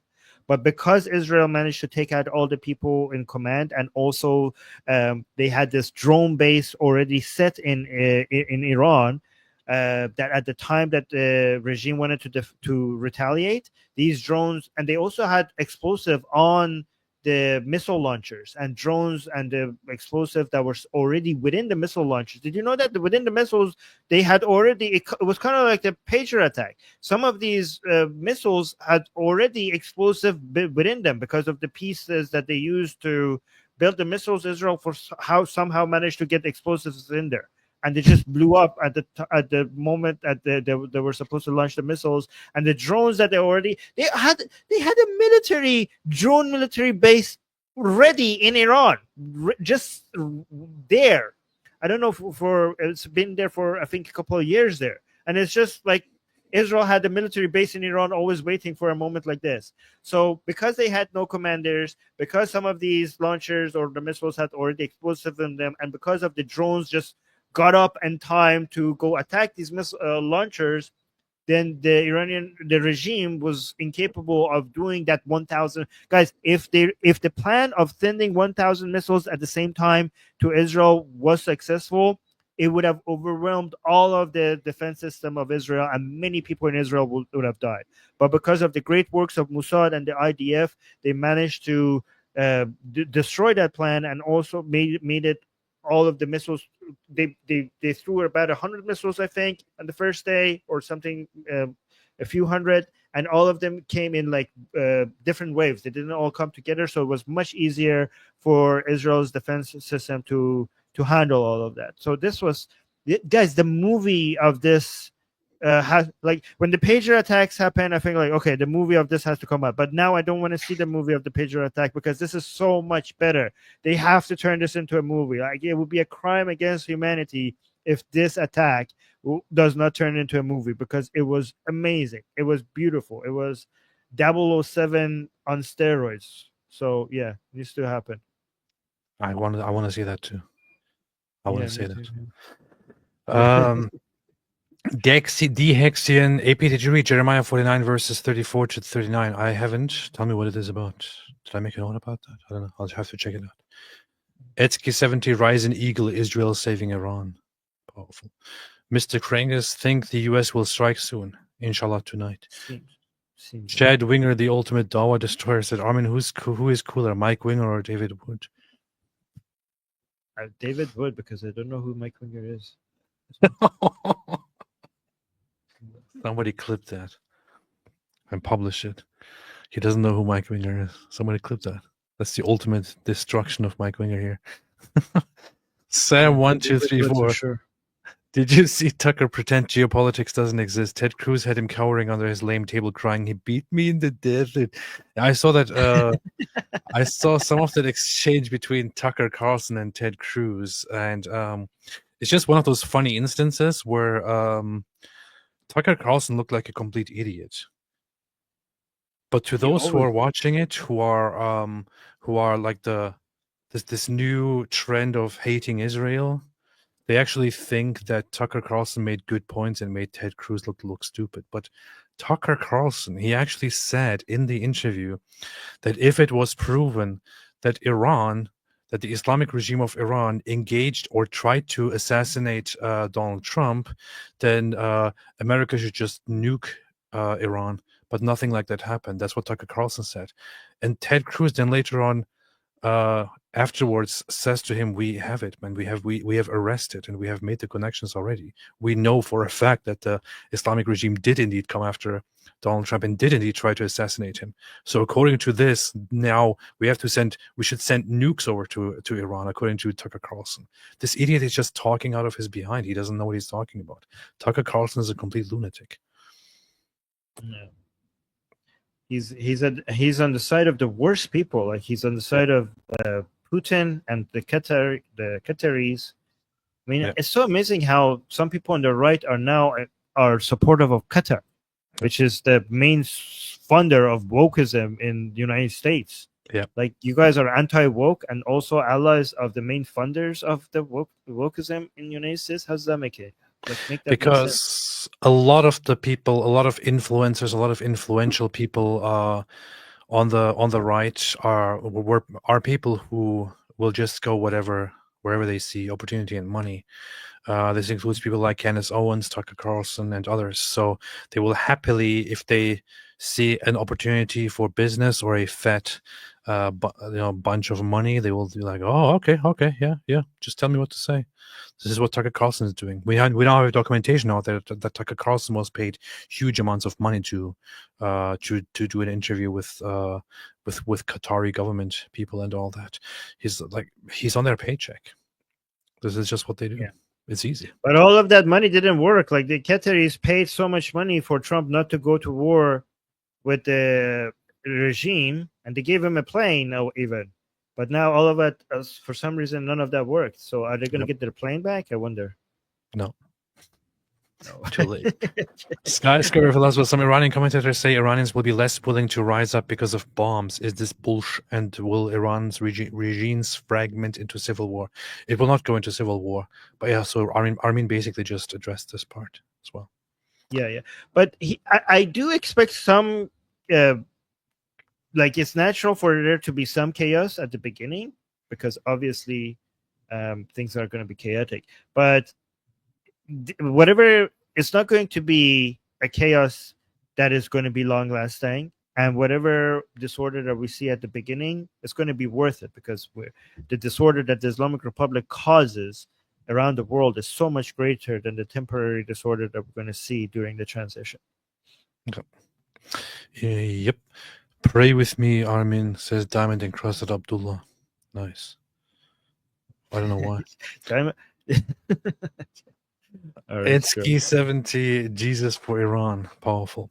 Asa, free the Iranian people. Iranians are becoming actually more non-religious than any. They're going from Islam to no religion more than anything else. Nice. As long as they go away from Islam. Free the Iranian peoples, Persians, Balochis, Azeris, Kurds, Lurs, Arabs, and Turkmen. No more IRGC, no more. I would suggest them all stick together, but yeah. Yeah. This is why we don't call, by the way, Iran Persia. A lot of people think they're being anti-Islamic by calling Iran Persia, but the name is Iran. Iran is not an Islamic name. Iran is an ancient name. It means the land of Aryans.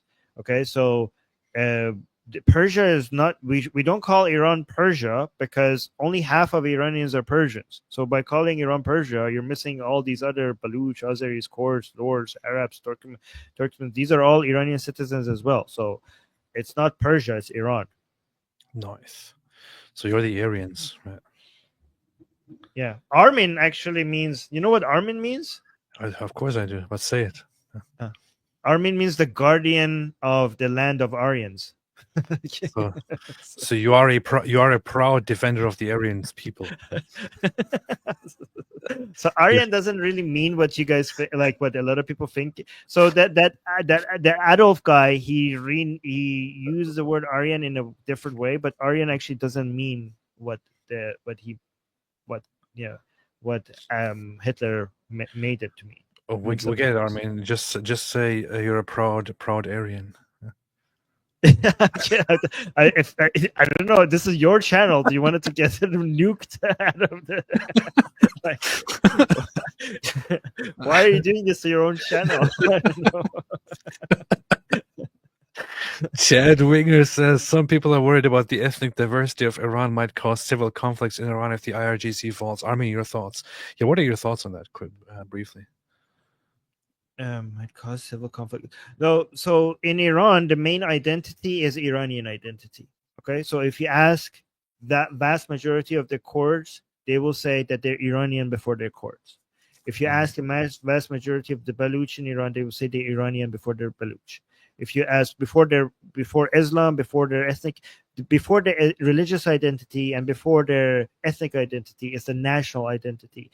Iranians are very, very patriotic, and their national identity is by far, by a huge margin, the most important thing they care about, and it unites all of them, regarding of whatever ethnic identities are so much less of a part of your identity compared to, and that because nationalism and patriotism is so strong in Iran, it unites us all regardless of our ethnicity. Yeah. Nice. Why do you? Hey, is that David? Yeah, David. David is saying Armin is a defender of the Aryan brother. No. Yeah, that sounds bad. Abdullah Samir says, why is Qatar funding wokeism? It's because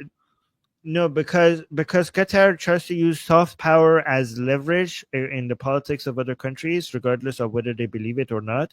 And whenever they see something that could have effect, whether it's Islamism, whether it's Muslim Brotherhood, whether it's wokeism, and right now, there's funding right-leaning wokeism. So like right now they're focusing on people like Tucker Carlson. So they don't care whether or not that ideology is something that they agree with or not. They just want to have leverage over the politics of other countries. So they enter the culture and the narratives of society, whatever they are, whether it's wokeism, if they think that's a good lever to pull, or whether it's right-leaning narrative or Islamism, they just want to enter there just so that they could, because they think because they're a small country with not a big army, so they think soft power is where they have the upper hand to be able to maintain control in international relationships. So that's what they do. Nice. Okay, let's. I will read some more super chats, but let's go over to the message. Actually, let me read just a few more here. Elijah Petty, what do you make of atheists like Sam Harris and Eric Weinstein saying that a lot of the bad code in Islam has their origin in the Hebrew Bible? Now, I only heard Eric Weinstein say one thing, which is that as somebody brought up apostasy laws in Islam, he said something like, well, it was actually us first. I don't know why he's talking about Judaism as us, but he said it was actually us first, Judaism, that brought in apostasy laws. I only heard him say that example.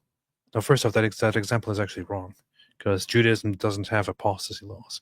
Judaism has had in the initial law of Moses, the law to execute those among the Jewish people when they were a small people who cause division and who come and who say, come, let us worship those other gods. So that was one of the laws. That's all it was. Now, you can have your disagreements about that as well, but it's not the same as the Islamic ruling, which is that anyone who leaves Islam and makes it public needs to be executed. So those are completely different two things. So I would actually completely disagree with what I heard from him here.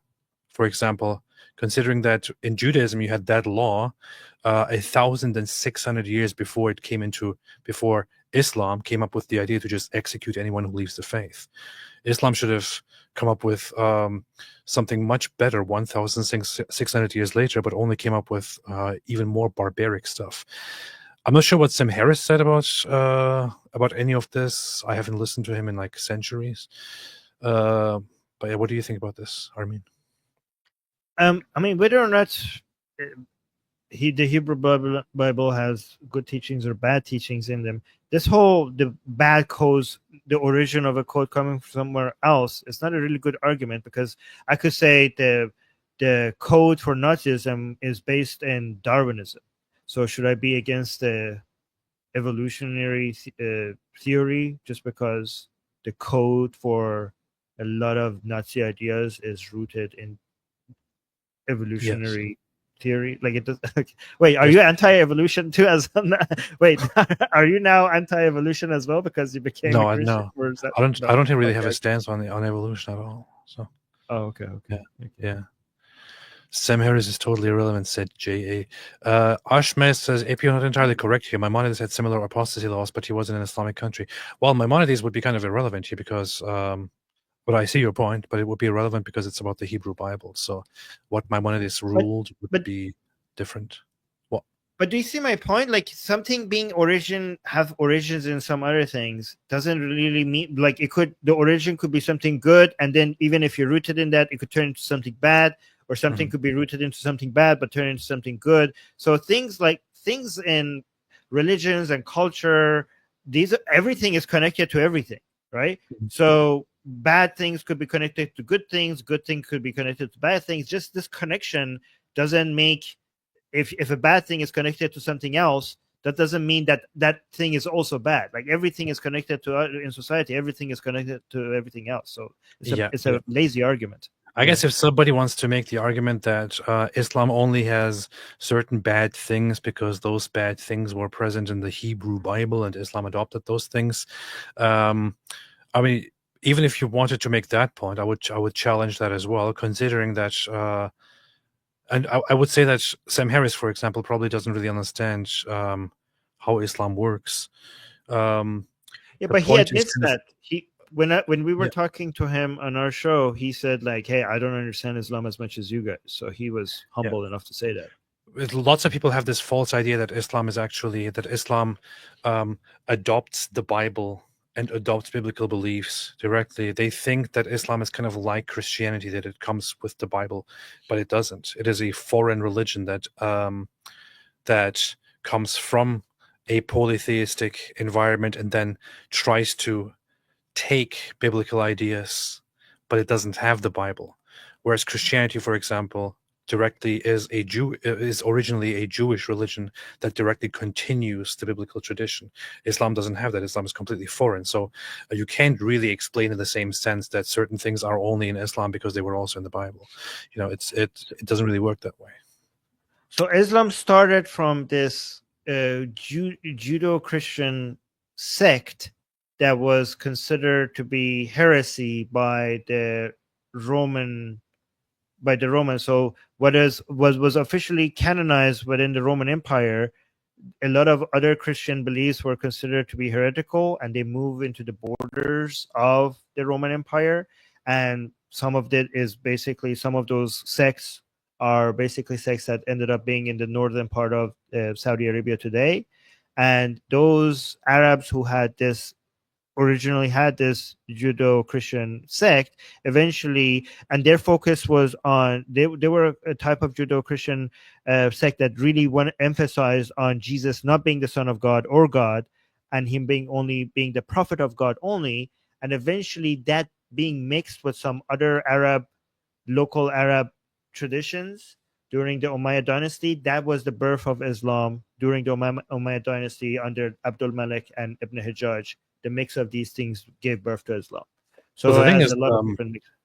There are lots of theories on how this process actually fully happened. According to the Islamic narrative, it was that Muhammad himself obviously received the revelations, and his wife's cousin was a guy who was a convert to Christianity, and he told him, yeah, you're totally a prophet from the same God that we believe in, and so on. But what most likely happened is that Muhammad came out, and he comes from a polytheistic culture. He was probably influenced. Or he was. So I don't really believe in the story of. I don't really believe Muhammad. I'm one of those people who doesn't even believe Muhammad was real. Oh no! I believe that Islam started. I believe that all of the stories of Muhammad were made up by the Umayyad dynasty. Yeah. Abdul Malik and Ibn Hajjaj made up those stories. Yeah, I don't many. really buy that. I would say that the whole Muhammad narrative seems plausible. It also makes sense because Islam is incredibly ignorant, of biblical stuff. So it would make sense that it comes from a non-biblical or non-Christian origin, which tries to adopt Christian things. Because the Quran is remarkably stupid and ignorant about things that the Bible says and things that Christians and Jews believe. So, Yeah. But so were the Umayyads. yeah, but I would have difficulties believing that there's some actual Christian heretical origin behind all of this somewhere, So, because if there was, Well, I mean, if there was like a heretical Christian origin to it, then it would have been at least a little bit more informed about the Bible, a little bit more informed about what Christians and Jews believe. But it's like the Quran is completely ignorant. Well, the Christian things, so. Well, okay, but at that time when these Christian sects, their beliefs was very, very different from what eventually became Christian belief. So at the early history of Christianity, we didn't have Christianity, we had Christianities, right? So when you say informed about Christianity, you're talking about the official position of Christianity today, which is not the positions of those sects back then, right? So we already had so Christianity as it is today was formalized very much in the 4th century, but before that it was already like in the 1st century, in the 2nd century, it was very well established that the mainstream Christian beliefs were very much in alignment with Christian beliefs as they were formalized in the 4th century and as they are today. So people in the 2nd century and in the 1st century already, like, we have the writings of people like Pope Clement and the others who already established the beliefs that the biblical. Yeah, but there were other people with different narratives. Than in Jesus, in him being part of the Godhead and so on, him being the Son and him being God. There were only very few movements, if at all, that had differences on the nature of Christ, for example, and the nature of God, but those were generally disagreements on certain things, like, was Jesus actually fully God, or did he later become God, or was he adopted, or was he not, and so on. So there were certain heretical movements that disagreed on that, and that then defected, but the majority Christian view from the very beginning was very much in alignment with how Christians are generally, foundationally or fundamentally today. So if there were heretical movements in those regions in the time of Muhammad or in the time of Islam, when Islam emerges, those would be heretical movements that just disagree on certain things, like the nature of Christ or how God works. They would still have very much agreements on what the Bible says, So let's say, even if what you're saying is true, it is true. Okay, so let's say okay. So whatever you want to attribute to the ignorance of Muhammad, okay, so the Umayyad dynasty, when they were canonizing the religion, like the Islamic version is that Osman, the 3rd caliph, was canonizing the Quran and Islam. Based on archaeological evidence and other evidence, it seemed like that's not true. It was Abdul Malik much later and Ibn Hajjaj that were doing that. But if you're seeing some contradictions with Christianity, is because it could be because these people were basically creating something new that, based on the political environment at that time, they needed to appease a whole bunch of different people. So their priorities were not, are we being accurate to Christian beliefs? Their priorities were, what should we put a stamp of approval on for us to make that makes the most political sense at this time right now, right? And again, we could do a stream on this if you're interested, because there's a lot of evidence that Islam was not created by Muhammad or Osman, and it was actually created by these two guys, Abdul Malik and Ibn Hajjaj, in competition with Zubair from Mecca. Islam was created in a war between Mecca and Damascus, right? So this is quite interesting because the early Islamic movement was an anti-Mecca movement. a pro-Damascus, pro-Jerusalem movement against Mecca, against Zubair, which is, again, I'm not going to get into that. But if you want to go into the archaeological evidence for all of this, because this is not, I'm not saying this. Experts in early Islamic history from major universities are saying this. Mm-hmm. I mean, inshallah. By the way, Inshallah, if this is true, this will destroy Islam in a very epic way, because we now have objective evidence showing that the whole story of Muhammad is fake, which is great if we could show that, because this would destroy Islam. I think David would actually be very interested in that. You should have a conversation with him. He actually had a debate on whether Muhammad actually existed or not with Robert Spencer, and he was like firmly defending that Muhammad did exist. So I think he would love to get into this with you. So okay. Nice. Yeah, I saw that debate. I think David okay, I love David, but I think all he did in that debate was just call the other side conspiracy theorist. That's all he did. He didn't actually bring any points. He was just calling Robert Spencer a conspiracy theorist, and like, it's not a conspiracy theory if major university professors and academics are constantly writing publications on this, and it's being accepted as major academic work by other academics. So that's different from a conspiracy theory. So you're saying that Robert Spencer is awesome and that you are his biggest fan here. That's what you're saying. So this is, you have it right here. Armin Navabi just admitted here that he's Robert Spencer's biggest fan. Oh. Now look at that. I prefer this one. This one. Yeah, like, again, I think Robert Spencer is not a fan of me because of what happened with the Hindus back then, and he was taking the side of the Hindus against me. But whatever Robert Spencer thinks of me, or like, maybe he doesn't even think of me at all. Actually, I think when it comes to some things, I just I don't agree with Robert Spencer on many things, but I really like his book. This book is amazing. Nice. By Robert Spencer. Yeah. Shout out to Robert Spencer, who is, by the way, a very, very kind and very, very good person, despite his fighting nature online. Yeah. D. Badro, D, very nice to see you here. Wanted to say thanks to both of you. The haters are so loud. I hope at least some will give this a listen. Much love. Thank you so much, D. Always so good to have you here. You know, D has been the... She's amazing. I think she is, of all the channel members, I think she has been the longest a member on my channel. And I know that she also contributes a lot to Atheist Republic. Yeah, she's an editor. She's like, finds us the most interesting news. She's part of the team. She is the Atheist Republic. She's like part of the team. Yep, she's awesome. I really appreciate her. Shalom AP and your guest. There you go. Elegance with Grace said shalom.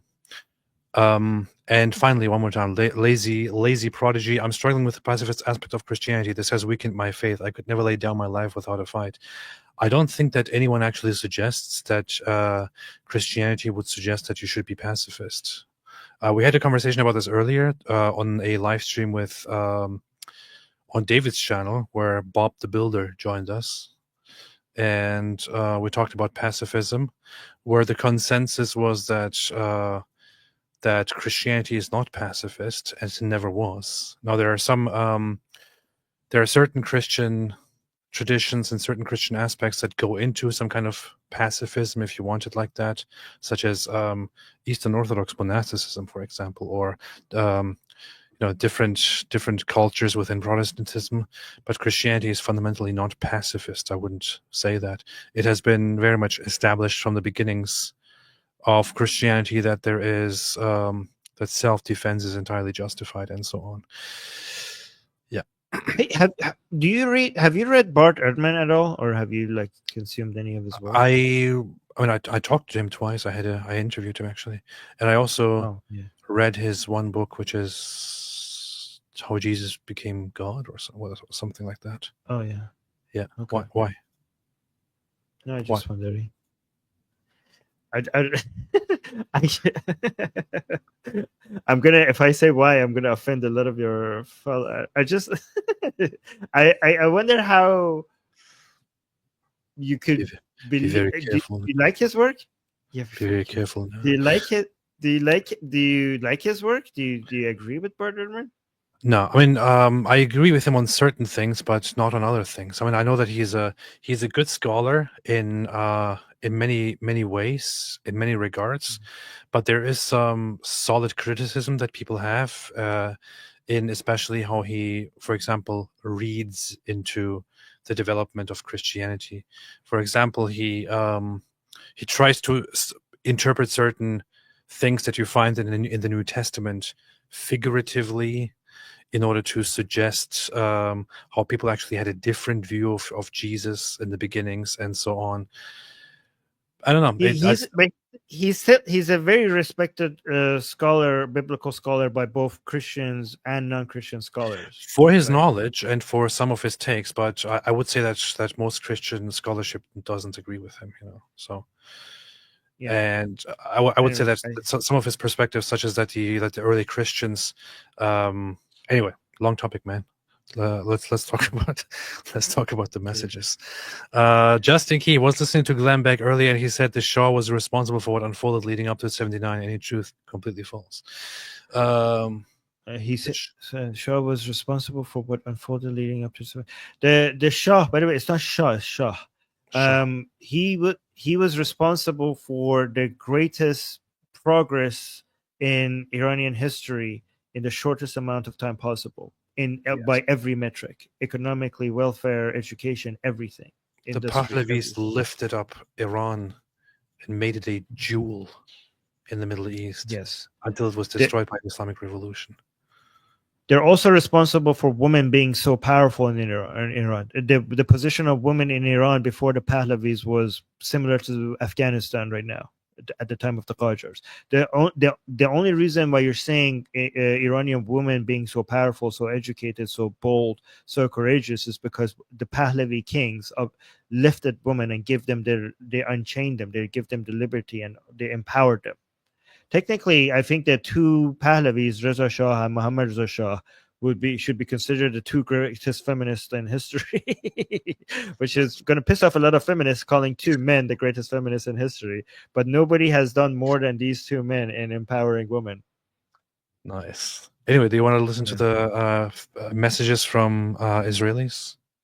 Do you want to show them? Yeah. Let's just do 3 maybe, because I know you. Okay, let's do that. 3. Okay, so let's do that. Okay, so where'd it go? Let me unmute it and then play. Shalom to the people of Iran. I'm from Israel. My grandmother walked all the way over here from Kermanshah, along with her entire family. Wow. And they could never come back. So maybe soon I'll be able to visit. And maybe you'll be able to visit as well. But first, we need to finish this job, and we got this. We got you, and you got us. And this is our fight, both of us together, and we got this. That's awesome. So I got so many of messages like this from Israelis for the Iranian people, and then I'm going to go tomorrow night Iranian time, I'm going to go on the Persian channel. I'm going to be translating every single one of these to Persian for my Persian audience. Okay. You should put all of these clips that you have from all of them. You should put them all together and just make a video compilation of all of those and publish them. With subtitles. That would be a good idea. Yeah, that would be a good idea. I mean, I don't have that editing power. Somebody contact me. Some editor here, armin.navabi@gmail.com. That's my email. Okay. So please contact me if you want to help me with that. Nice. All right. Because daughter only pays attention to his hair. So, yeah. I have a lot of videos. We're only going to show you 3. I have a lot of messages from Israelis for Iranian people, which I showed more of it on Atheist Republic just a few hours ago, so you could go watch it. But here's the second one. This is my friend, by the way. Oh. Hello to all Iranians watching me. My name is Yuval. I was born in Israel. I'm an Israeli citizen. I lived in Israel for many, many years. And I can tell you as an Israeli, and I'm sure I'm speaking on behalf of many Israelis, that Israelis wish you peace, prosperity, and freedom, and they have no animosity towards the Iranian people. We wish you to be free of the oppressive regime that is oppressing you since 1979 and that is dragging both our nations into useless wars and confrontations. We have no quarrel with the Iranian people. If you will ever, once you get to Israel, after peace will come, you will see how much love and respect there is among the Israeli people towards Iranian culture. We would be happy to embrace all of you as friends, regardless of your religion. If you're atheist or Muslim, Baha'i, Christian, Zoroastrian, or any other religion, regardless of your ethnicity, if you're Persian or Kurdish or Ahwazi or Azeri or Balochi or any other ethnicity, we would be happy to embrace all Iranians as friends. The only problem Israel has is with your oppressive regime. And once this regime is toppled, hopefully very, very soon, we will be able to renew the friendship between our two nations, a friendship that was there for over 2,000 years. We do not forget what your King Cyrus did for us. So best wishes from this Israeli, and I'm sure there are a lot of best wishes from a lot of Israelis towards the Iranian people. Stay safe, and hopefully you will be free soon. Thank you. Very, very nice. Very powerful. Very, very good. And First of all, Here. These are all sent directly to me on my Telegram. And again, if there are other Israelis watching and they want to send me their videos for the Iranian people, which I'm going to play on our Persian channel, my Telegram is at the Armin Navabi. So THE Armin Navabi with no spaces in between, obviously. But yeah.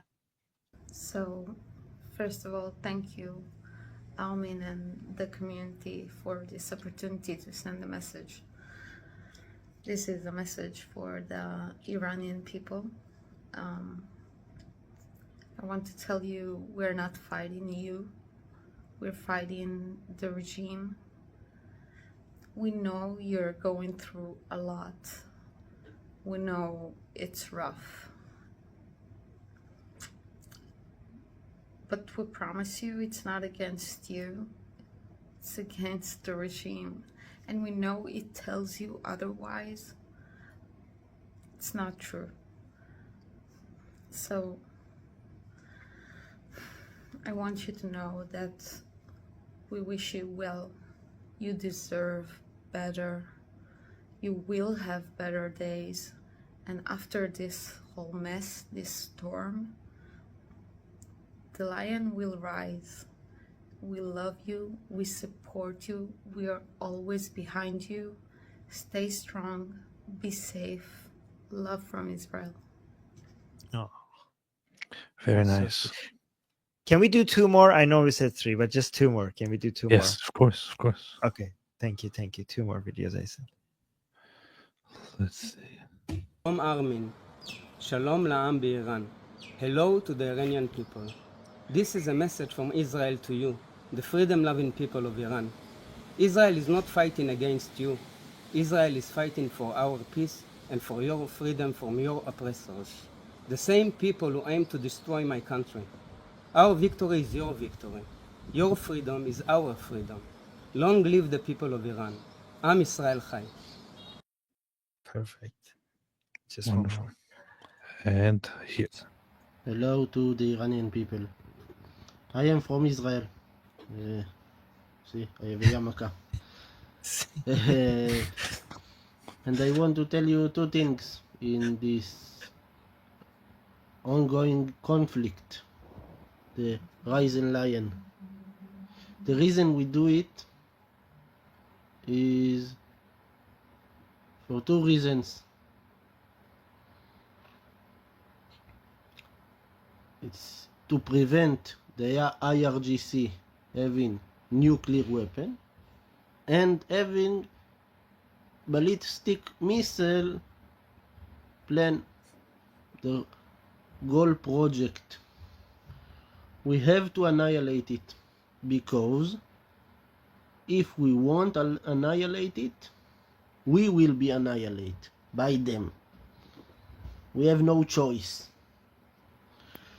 We have nothing to do with you. It has nothing to do with you. We don't want to attack you. We don't want you to suffer. We just want to break their dream of breaking us. That's the first thing. The second thing is,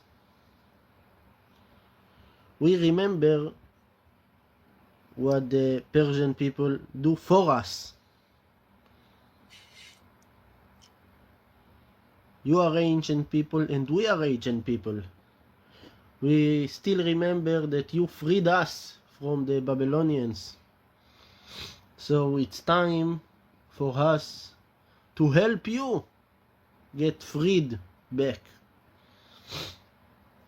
from this Islamic lunatic regime in Iran. So it's your time. You have to choose whether to do it or not. And if we can be part of your freedom and prosperity, we are happy to be part of it.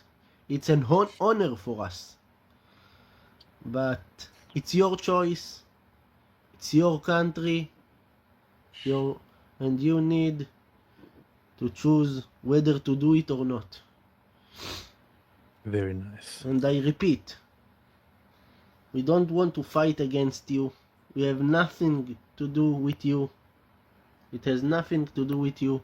The only reason we do it is for our freedom and our lives. And I hope that you will find the way to get your freedom back. And I am happy that we can be part of your freedom. That's all. Thank you. Very nice. And he even recorded this video while he's obviously sick. So, yeah. Yes. Yeah. It seems like he has a cold or something. Yeah. Very nice, man. Very nice. You have two people that are very special and very distinct in the Middle East, supporting each other and calling out to each other. It would be very, very iconic for these two people to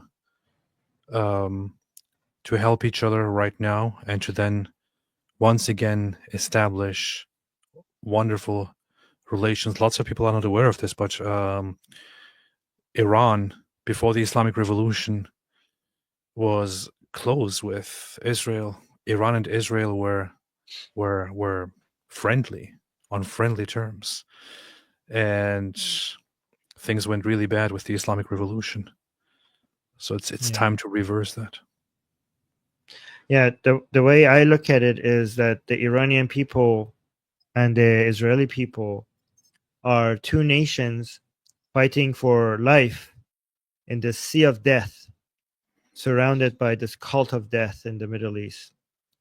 And because both of these people are on team life, it only makes sense for them to reach out to each other and help each other fight all of these agents of death.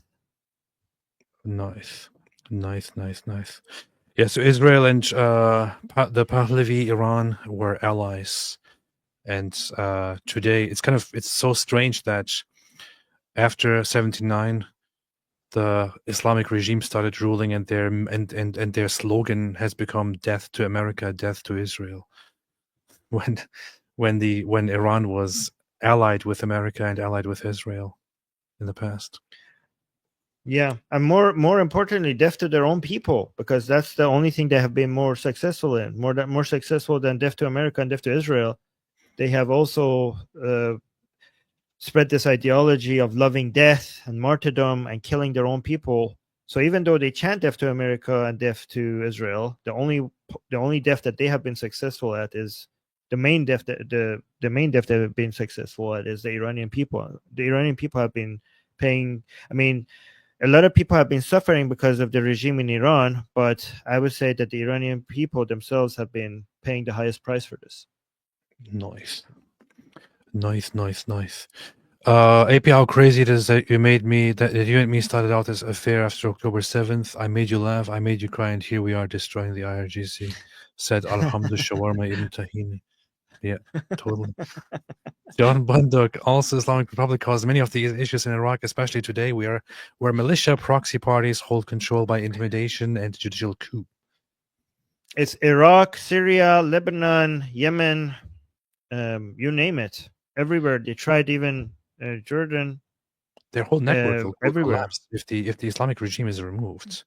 They have a network of terrorist organizations, of proxy movements across Middle Eastern nations.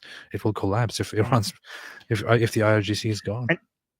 And it's all thanks to Israel. I need the world to understand this, because this was a network that was being built to come for the entirety of the world. Yes. And the entirety of the world was doing nothing about it.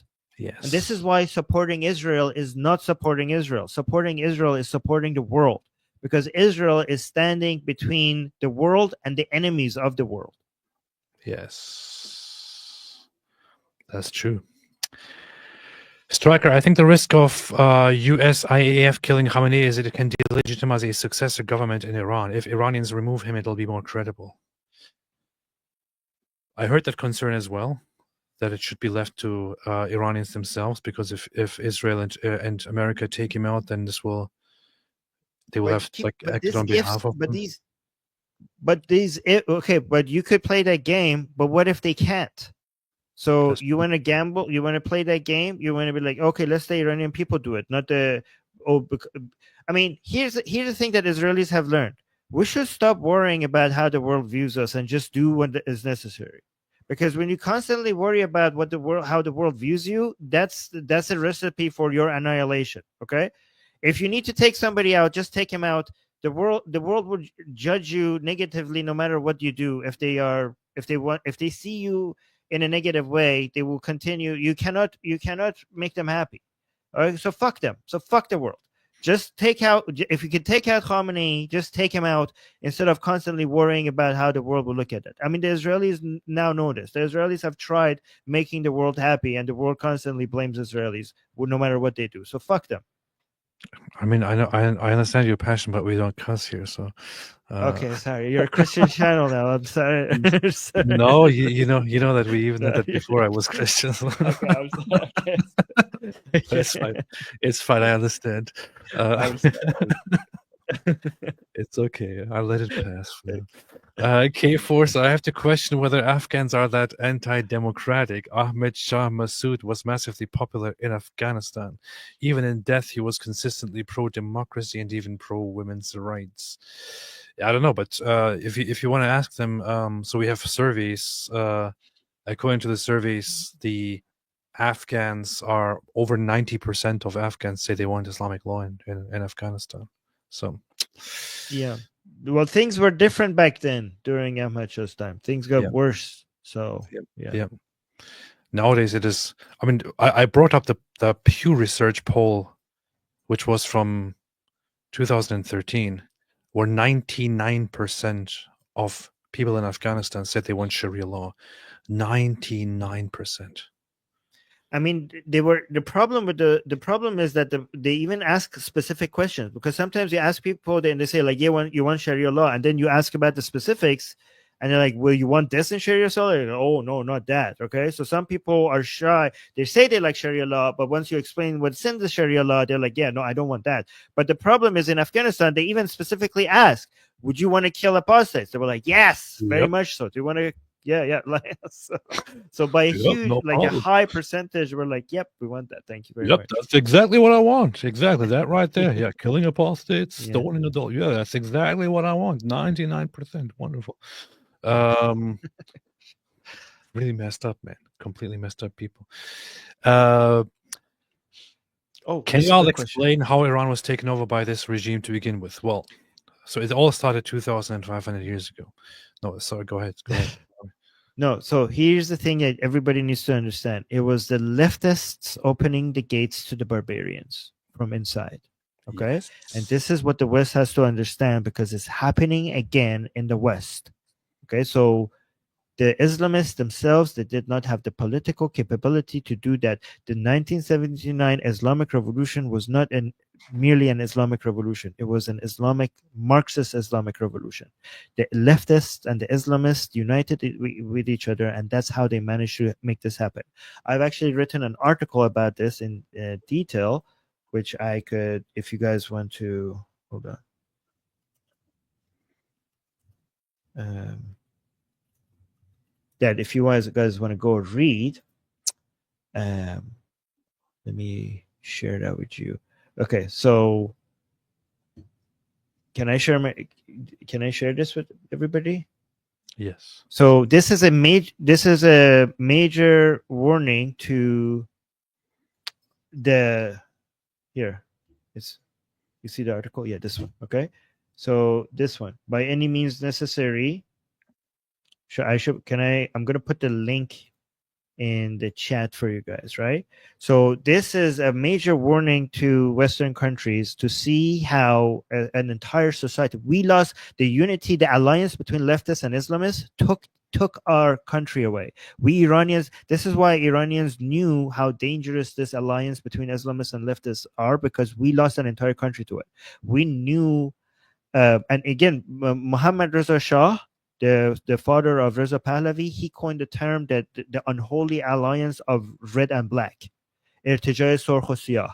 So for red, he meant the Marxists, and for black, he meant the Islamists, the Shias, the Islamists, right? And he warned everybody that this is going to destroy our country, and people didn't take him seriously, and we lost Iran to this alliance. And now this alliance, many years later, so the Shah, the previous Shah of Iran, warned the world about this alliance, and now it's coming for the rest of liberal countries in the West. And if you read this article, you could see exactly how it happened. I wrote this. Yeah, so you could just search for this article, by any means necessary, Iran, Hamas, and the left, and you know and once you read the history of how all of this happened, you could see it exactly playing out again in the West right now. And the interesting thing is that eventually, when Islamists took control, they started executing the leftists that helped them get into power. And this is what people are warning the leftists right now, that you don't know who you're allying with. They will turn on you eventually. Because here's the thing, the leftists have the political know-how, but they are not military, they're not violent enough. Like they don't have the muscle, they don't have the barbarism. They just are scheming and doing the political activism. However, because they know that they're weak when it comes to military power or aggression, they use their political capabilities to allow the barbarians in. They allow the Islamists in, and then the Islamists will use the networking and the political power of the leftists, and they will add the muscle power, the brutality and the violence, and that's how they complete each other. One of them has the violence and the aggression, the other one has the political know-how and the activism, and that's how they work with each other. And there's a lot of people say, like, well, their ideologies are different, why are they working with each other? Their shared the thing that they share with each other is their hatred for what they call the imperialist West, right? So they are both trying to completely dismantle the world liberal order. The Islamists see this as Dar al-Kufr, the house of disbelief, that they're trying to take down, and the Marxists or the leftists, they consider this the imperialist capitalist powers that be, but they both want to take it down. The difference is that at least the Islamists want to replace it with a different order.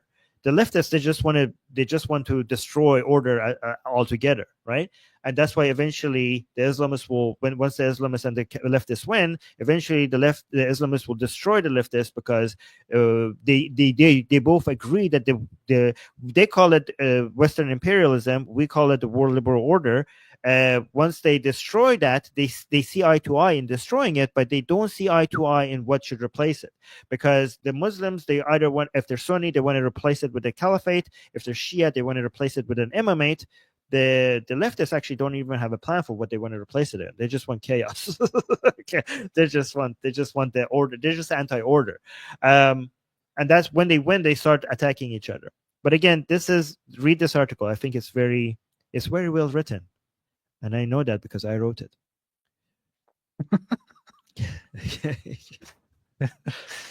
Nice. Go check it out. Check it out. Yeah. Check it out. Very, very nice. A&M Creations, can you all, I already read this. Johnny Brisket, many on the anti-war side used a report from Tulsi Gabbard earlier this year saying that Iran was not building nukes. What are your thoughts on this? Well, Tulsi Gabbard is an absolute idiot. I'm sorry, I said this before. People who heard me say that will know that I did indeed say it. I never trusted her. I think she's you can't trust her on anything. I think she's I don't know why Trump appointed her to her position. I guess it was because she was useful and he had to somehow pay her back. But she is for the longest time, she was advocating for the enemies of America and enemies of the West. And she's, of course, always there to push a narrative that will undermine the West and undermine America. Everybody knows the narrative has not been that the Islamic regime of Iran is secretly building nuclear weapons and they're getting it already.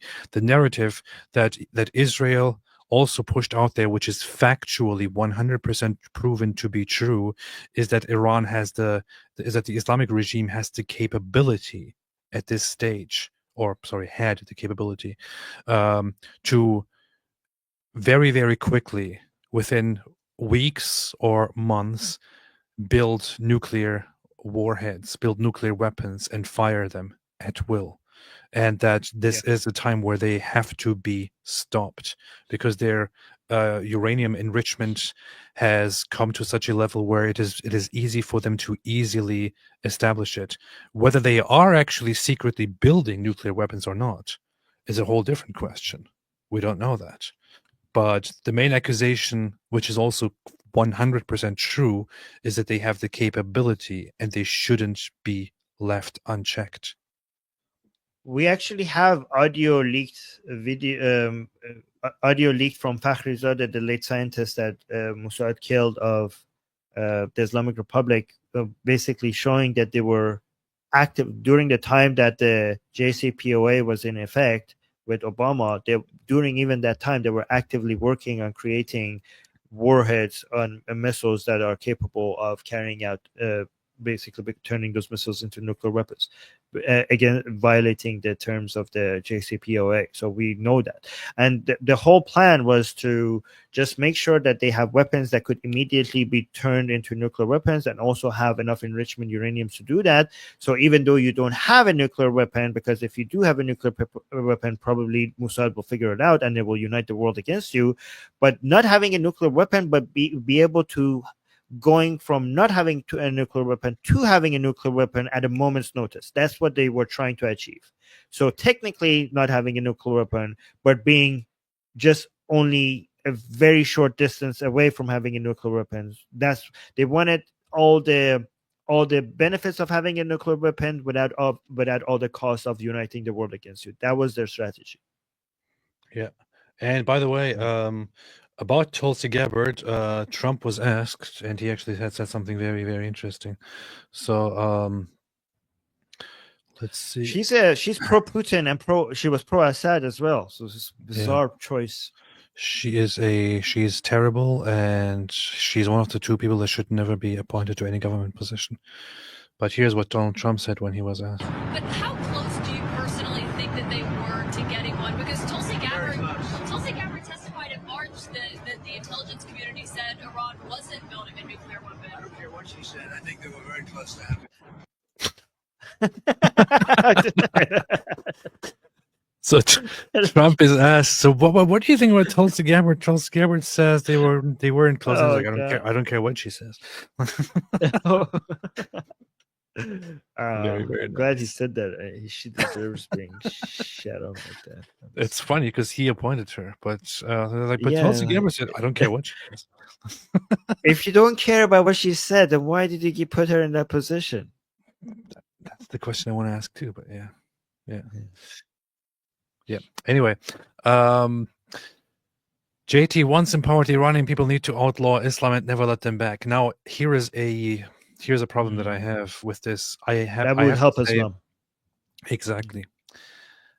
In every situation where you had a certain revolution or a certain reform and secular people took over and then started putting restrictions or bans on Islam or any other religion, but especially Islam, it usually had the opposite outcome.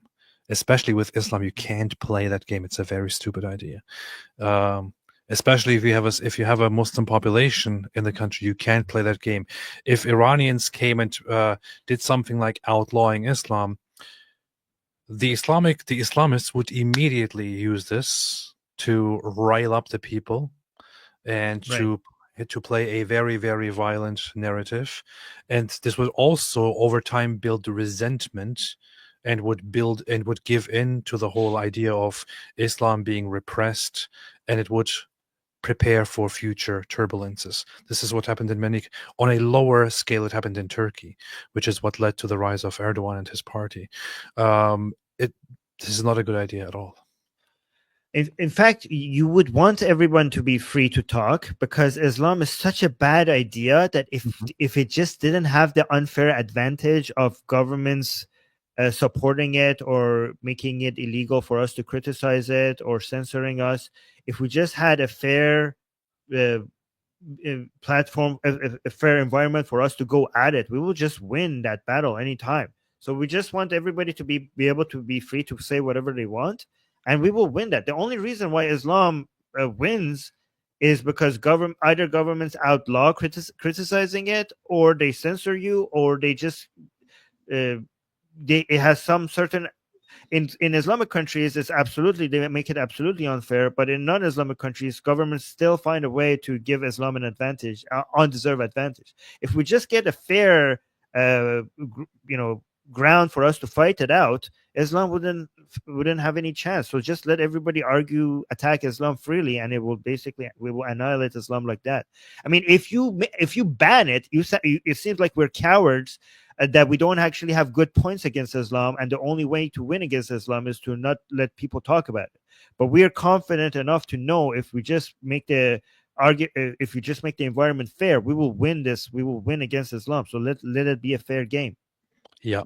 The only fear that I have is that Iran would start adopting kind of this whole Western mindset of being stupid and bending over. But I guess Iranians have experience with Islam, and they wouldn't give in. I don't know. I hope they come up with a reasonable way of dealing with Islamists. By the way, this is a good point. Look how banning ideas have worked. Okay, so in Iran, the government tried to ban criticizing Islam, and now Islam is hated in Iran more than anywhere else in the world. We have anti-Islamic views in Iran more than any other country in the world, and this in a country where the government tried to ban criticism of Islam. So learn from the Islamic Republic. Don't try their methods. It didn't work out for them. Okay, it didn't work out for them, so we shouldn't use that method.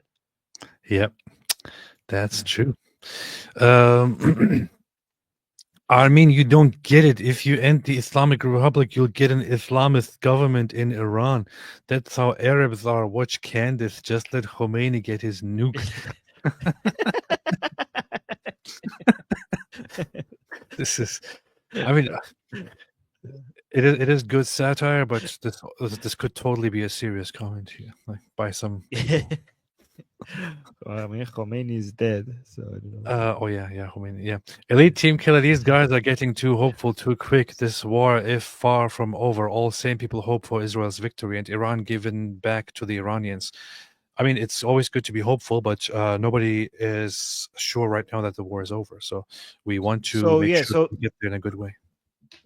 I am careful with my wording. Like when people ask me, is this the end of the regime? I don't say yes. I say we have never been closer. So whether that's what I say. We have never been closer because I'm not even making a comment on what the probability is. I just know the probability, whatever that number was today, is higher than ever. So that's a safe statement to make because I didn't give you a probability number. So I'm being very careful with what I'm saying here. So, Armin, what do you think the probability is that this will succeed? Oh, you try. More than goes. Sorry for the dumb question, but does the princess want to go back? Does the prince want to? Does he want to take that responsibility? And I think you're saying prince. Yeah, princess. Okay, so the Prince wants to Reza go back. Pahlavi, he was very reluctant in accepting being the king. Okay, he wanted to serve the people in a different way, but he's also such a man of the people that he will give in to the demands of the people. So if the people of Iran want him to go back and want him to be king, he will accept it because that's the demand of the Iranian people, even if it's against his own wishes. So that's how he's like.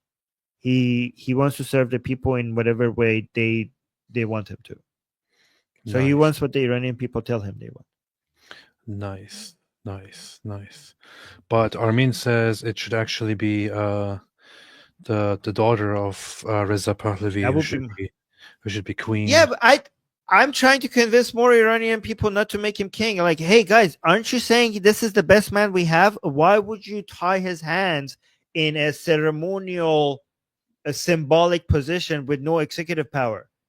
If he's this great, make him the prime minister and give the monarch position to somebody else. That's my argument. I'm trying to, every time I mention this on the Persian channel, people agreed with me. So I'm hoping that I get to convince more Iranians. Yes, she should be the queen instead of Reza Pahlavi being the king. Armin is just saying this because he thinks that the queen is beautiful or that the daughter is beautiful and she should be queen. So that's I mean, it's a great way to I mean, if it's a symbolic position, the symbolic position looking this beautiful has its advantages. It's the face of the country. Yeah, Armin has a crush. You just want a hot queen. Hey, who doesn't want a hot queen? Hezbot, wait, Mosh said you skipped my super chat about Cyrus. I did indeed. I see it right here. Cyrus sent us to rebuild Judea. We owe you one, says Mosh Cohen in the other super chat that I skipped earlier. Nice. Okay. Cyrus sent us to rebuild Judea. We owe you one. Nice. Okay. Well, Hezbot, fantastic that Iran may be free again. Is it likely that extremism will continue around the world regardless of fall of IRGC supported by another source? Yeah, it will to some level. It would just be much lower. And it might peak a little bit at the beginning, or a lot at the beginning, but it will fall dramatically. So here's the thing that will happen. I'm going to be honest with you guys because I don't want to just paint rainbows and butterfly and everything is going to turn out completely okay. Like I don't want to just I'm going to be honest with you guys, right? So there might be some problems at the beginning for a couple of years because now we have a lot of previously supporters, loyals of the Islamic Republic who are now going to be without a government. So they might actually want to do, now that they don't have a government, they might become militants and terrorists and cause a lot of problems. But to address that, we need to have a strong Iran that could basically beat them in the desert. Right. That's a good point. Yes. Yeah, Armin wants to sim for the queen. Totally. Yeah. Yes, I do. Supreme Leader Ayatollah Daid Khilbillah Wudini says, what is it? What does it say, Armin? saying به مشت آهنین جمهوری داوودی رژیم نحس وینگالینگ را هم در هم خواهیم کوبید. داوری که تاریخ را به لرزه میاندازد. What are you on about? What does that say? It's just there would be an iron fist of the a Davidian republic of this dirty regime of Wingeling. What is Wingeling?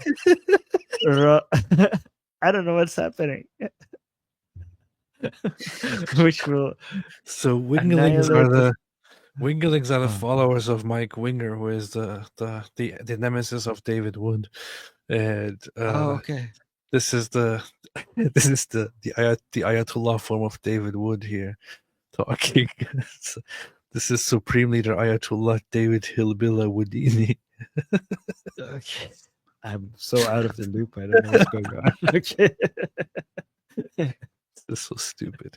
Carson Dev Cyrus is Koresh in Hebrew, mentioned in Ezra 1:1-4, also in the Talmud in Megillah 11a, 12a. Isaiah called him God's anointed. Yeah. Yeah, we also called Cyrus. I don't even know where Cyrus came from. We call him Kurosh Kabir. Mm-hmm. Yeah, we Iranians call him Kurosh. Very, very powerful. Cyrus is, Cyrus is that a Greek version of Cyrus? I looked it up a long time ago where Cyrus came from, but I think it's kind of a. It doesn't even make sense that it would be Greek, because Greeks would also refer to it as Kyros. Koresh, Kyros. I don't know, look that up. Dodge Shadow 09, I became a member. Amir Mohavish became a member. Welcome to the club. Welcome to the cult. There is no getting out, by the way. If you try to get out, you'll be Drew Traver, don't underestimate the strength of the Shia sword catching butt cheeks technique. DT. Yes. What? We call the Piruzi Kun Bar Shamshir. So the Shias in the Shia rulers in Iran, what they do is that they say that the blood will overcome the sword. So every time you defeat them, they said that their blood is actually more powerful than the sword. Basically, their version of saying this is but a scratch from the Monty Python sketch, right? So every time you defeat them and humiliate them and destroy them in battle, they say like, oh, our blood will overcome and defeat your swords, right? So Khun in Persian means blood, but also Kun in Persian means ass. So we Iranians have changed that. When they say our blood will overcome your sword, they say Piruzi Khun Bar Shamshir. We have changed it to Piruzi Kun Bar Shamshir. They say when we shove your swords up our asses, we will capture your swords with our anuses, and our anuses will overcome your swords. And so you're like, oh, you shoved your sword up my ass, but it's actually me that has captured your sword with my anus, and we have defeated you. That is the Shia way. That's very good. That's very nice. That explains a lot. Yes.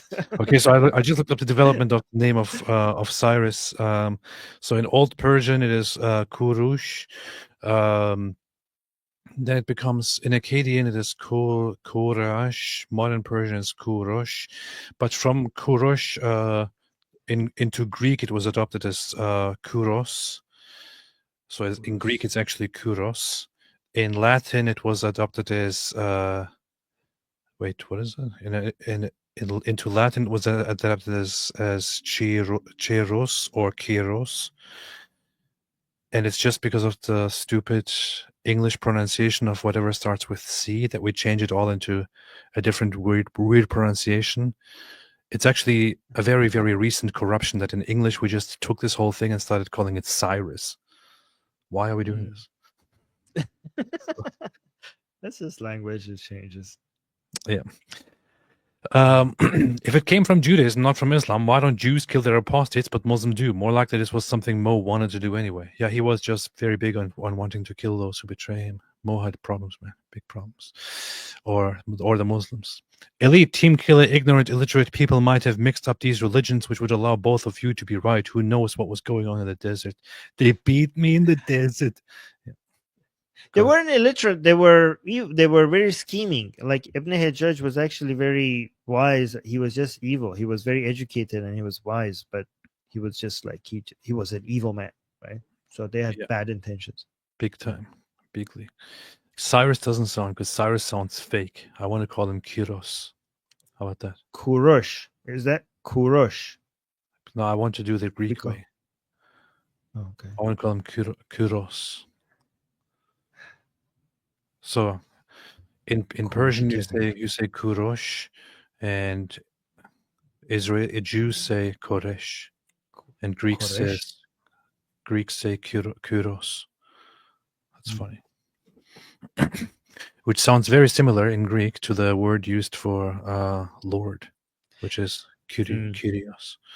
It's kind of You know, Kurush in Iran, he's almost worshipped. Like he's very, very. Iranians try to go to his burial ground on his birthday every year, and the government always tries to come block them. The government tried to actually destroy his burial ground at some point. What? Yeah. Dang. It's not just theology. No. It's not just theology. The Quran puts crucifixion in Egypt, Miriam as the same, Moses within a generation of them, Ezra worship, etc. Basic errors. Yeah, the Quran gets too much completely wrong about Some of these are errors, but some of these are intentional changes for political reasons. Some of them. But too many of them are just complete errors, man. Like the whole Mary thing, like it starts. Oh yeah, that was a mistake. Yeah. Mistaking the sister of Moses and Aaron for the mother of Jesus, like. Yeah. But some of the location changes were political. Maneuvers. Yeah. Amir Mahvash, what is your opinion on the theory that the Quran is translated Christian heresy and mystical text, at least in the early stages of Islam, rooted in Arianism and Nestorianism? Well, I would still have the same perspective. Arians and Nestorians were heretic heresies that, especially Nestorians, were not very detached from basic Christian beliefs and knowledge at that stage. Arians would be more distant, but they still would have the same fundamental Christian beliefs and the Bible with them. So I don't know, but yeah, we can talk about that forever. Script Colbus says, "Hey AP, it's good." What the heck happened? Hello. I can't put my message on. I can't put the message on the screen now. This is weird. I can see it. It said, "It's good to see you again, Armin. It's nice to meet you." Nice to meet you as well. Oh, on the screen that worked, but it didn't work for me. That was funny. Okay. Hey AP, it's good to see you again, Armin. It's nice to meet you. 16,617 inspiration to us all. God bless you both for His children. Christ is risen indeed. Powerful, powerful. Good to meet you. Good to see you.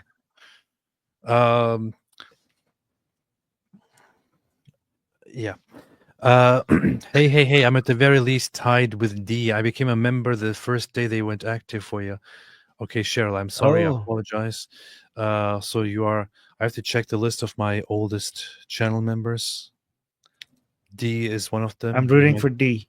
You might be the other one. I'm gonna check it right now. I'll see who is first. If you're older than D, then I will apologize publicly. Yeah. I don't even know where to check that, honestly. By the way, D's an atheist and Cheryl is a Christian. So let's see who. This is the battle. This competition between the atheists and the Christian fans that you have. Oh, wait a minute. So total time on level. Joined 65 months ago. Ha! I got it right here. Actually, the oldest channel member is Rin Tin Tin Man. Second oldest is 12 BKL My Shoe. Third is Cheryl R. Cheryl. Cheryl. Yeah, Cheryl wins. And then so I apologize to Cheryl. Then 4, 5, and number 6 is D Boudreau. Number 6 is D. Hey, Sarah's here. So that's awesome. That's awesome. Yesenia Brown says Israel and Iran will create a superpower and keep the Middle East safe. What are you saying, hey to? I know her. I've seen her on our channel. Oh, nice. Do you know the Lord of Lords become a new member? Welcome to the club. There is no leaving, or you will be executed. By the way, but I agree with this, Yesenia, and thank you, Mo the Goat. Thank you, AP and Armin. No, thank you, Mo the Goat. Thank you. Followers away from Matt Tardio. Speak the truth, Armin. Former U.S. Special Forces. Great info on the conflict. Wow. Nice. Ash Mayes AP, Maimonides explicitly endorses the extrajudicial murder of apostates from Judaism. Some fellas in the chat are pretending he doesn't. Very Muslim. I don't know much about that. I can't really argue. I don't really know much about what he ruled and didn't rule. Hyperactive Khamenei's reaction will probably be, they beat me at Fordo. They beat me at Fordo. You know what? Actually, that might be true because he might be hiding in Fordo because that's the deepest, that's the most secure place in Iran for him right now. So he They might actually be down there. beat me in Fordo. Beat me at Fordo. Hey, did you see that AI video that they made of Khamenei? No, Did you which see- one? Did you see the AI video they made petting a nuclear bomb? The government made. Oh yeah, I was wondering if that actually came from the government. Like, what the hell was that? Was that real government made propaganda? It was government accounts. That's so ridiculous. They were threatening the world by petting a small little nuclear bomb. It was That's weird. ridiculous. That's ridiculous. That's ridiculous. Okay, I'm trying to find that AI video of. Yeah, I've Oh, yeah. seen it. Huh? People in the chat saying they have seen that petting the bomb. Okay. video. They What hear is that strong language? language. Sorry for the strong language here, but I just want to watch this video because I think it's very good. I think it's very funny. So. And then I'm like, this baby motherfucker better not blow up by nuclear shit, or I'm gonna go lock on this bitch. And then he blows up all my nuclear shit, and I'm like, call my general. And they tell me, they're all dead, sir. And I'm like, assemble the army. And they're like, they're dead too, sir. So then I'm like, launch the friggin' missiles. And they're like, sir, they're gone, sir. So I'm like, what the fuck?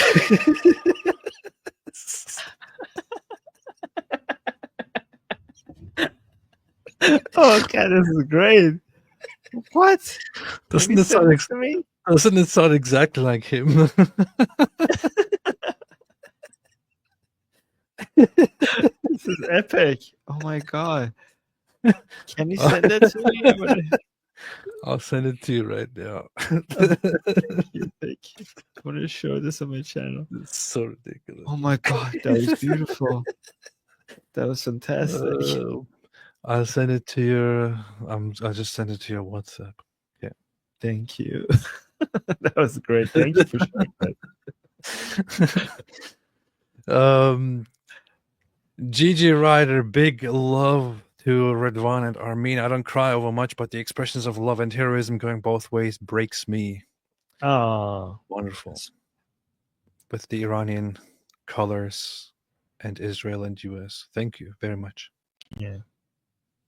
I can't wait for the official emoji of the flag of Iran to change.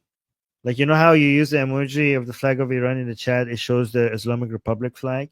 Mm-hmm. I can't wait for that officially to turn to the flag with the lion and sun instead. That would be beautiful. That would be beautiful.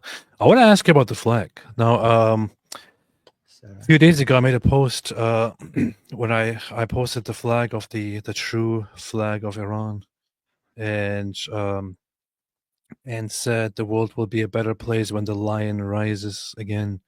And then I saw some comments say like the crown is missing on the flag. And I saw those comments elsewhere too. Like some people go around and say there should also be a crown on, on top of that flag. No. The flag with the crown, the flag with the crown, that's the official flag of the Artesh. The official, so it is a legitimate flag, but that's not the flag of Iran. That's the flag of, so if you see a crown behind the lion, above the lion and the sun, that's the official flag of the army of Iran, the Artesh. But the official flag, yeah, so this is the official flag of Iran without the crown.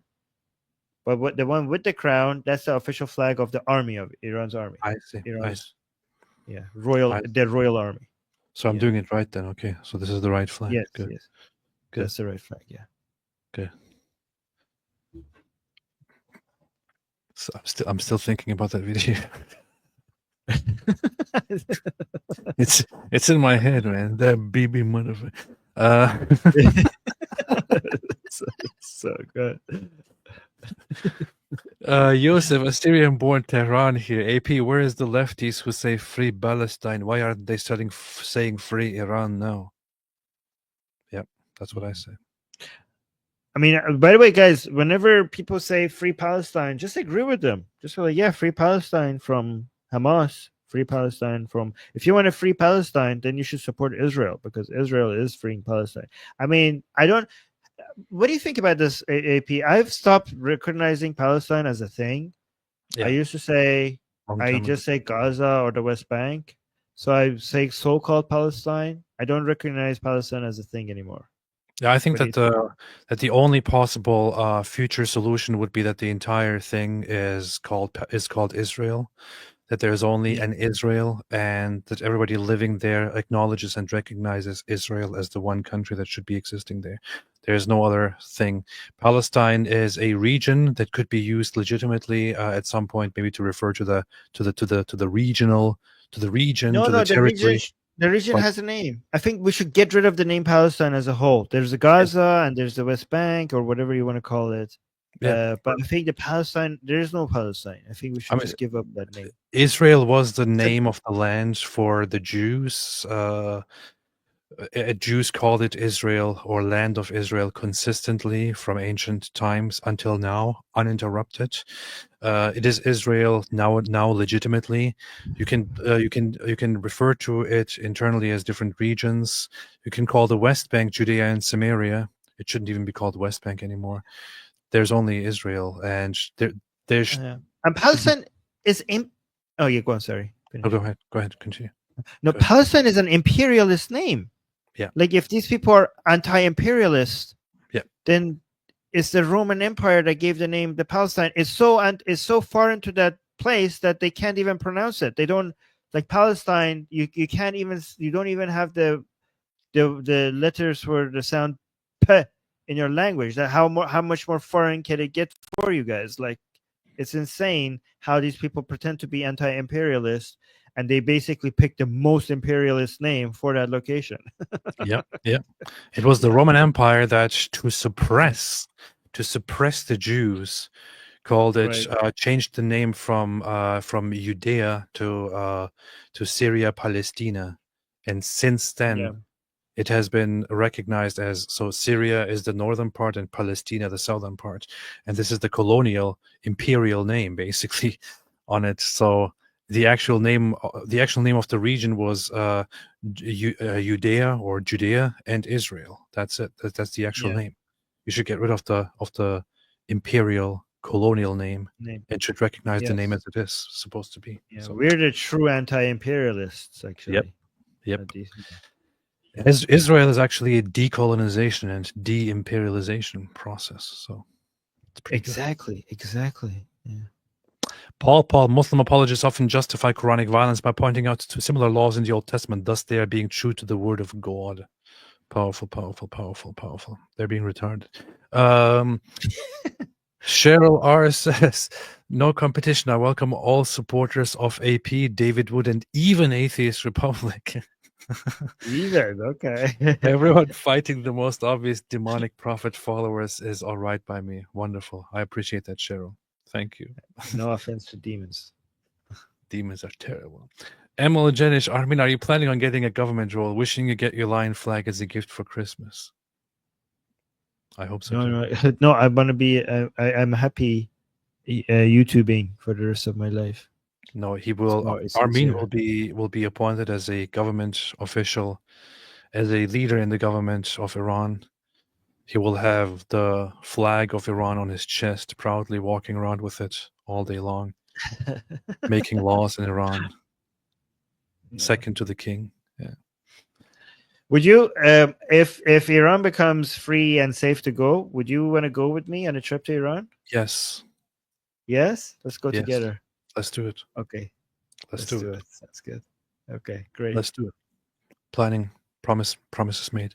Dehexian, Jeremiah 49, 34, 39 is describing exactly what's happening in Iran right now.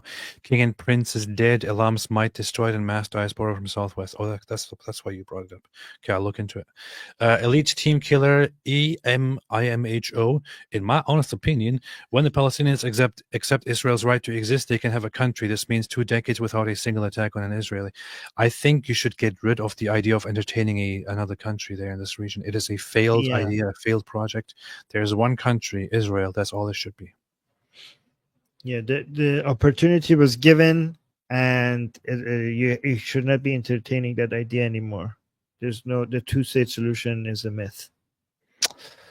Especially Israelis need to stop. There are still so many Israelis to this day who say, "Yeah, well, 2-state solution, possible." No, man. Stop being stupid. I'm sorry to say this, but stop being so naive. The other side is not remotely as charitable. Stop. Your favorite, and even if Iranian they become, also, let's just entertain the idea that, let's say things change, and you could see the ideas in that region changing enough for you to have a neighbor called Palestine that you could have like as a safe neighbor. The problem is that how long is that going to last? You basically created an Islamic Republic that at some point could turn against you again. Yeah, it's irresponsible to Israelis to take that risk,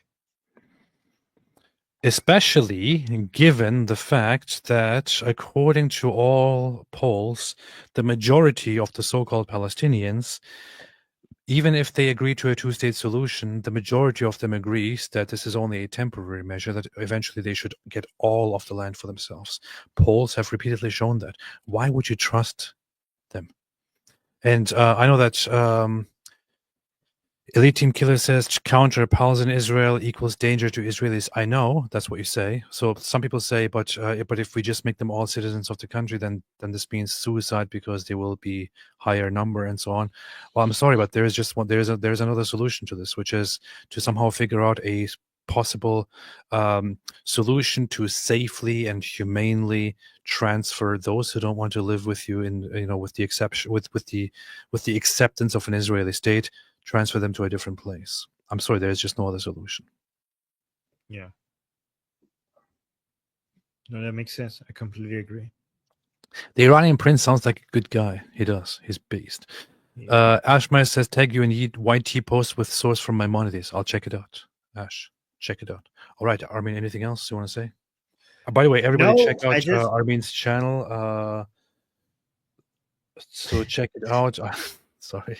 I put it in the description, but you can follow Atheist Republic right there. I also tagged the channel in the description as said. So go and check it out to get more updates from Armin and his team, especially about Iran and other things right now. Armin also, so we just played here on this channel, on this live stream, we played some of the clips that were sent, but Armin actually played all of the clips that he received so far, I believe, on his own, on the Atheist Republic channel, which is over here, and on a live stream that he had earlier today.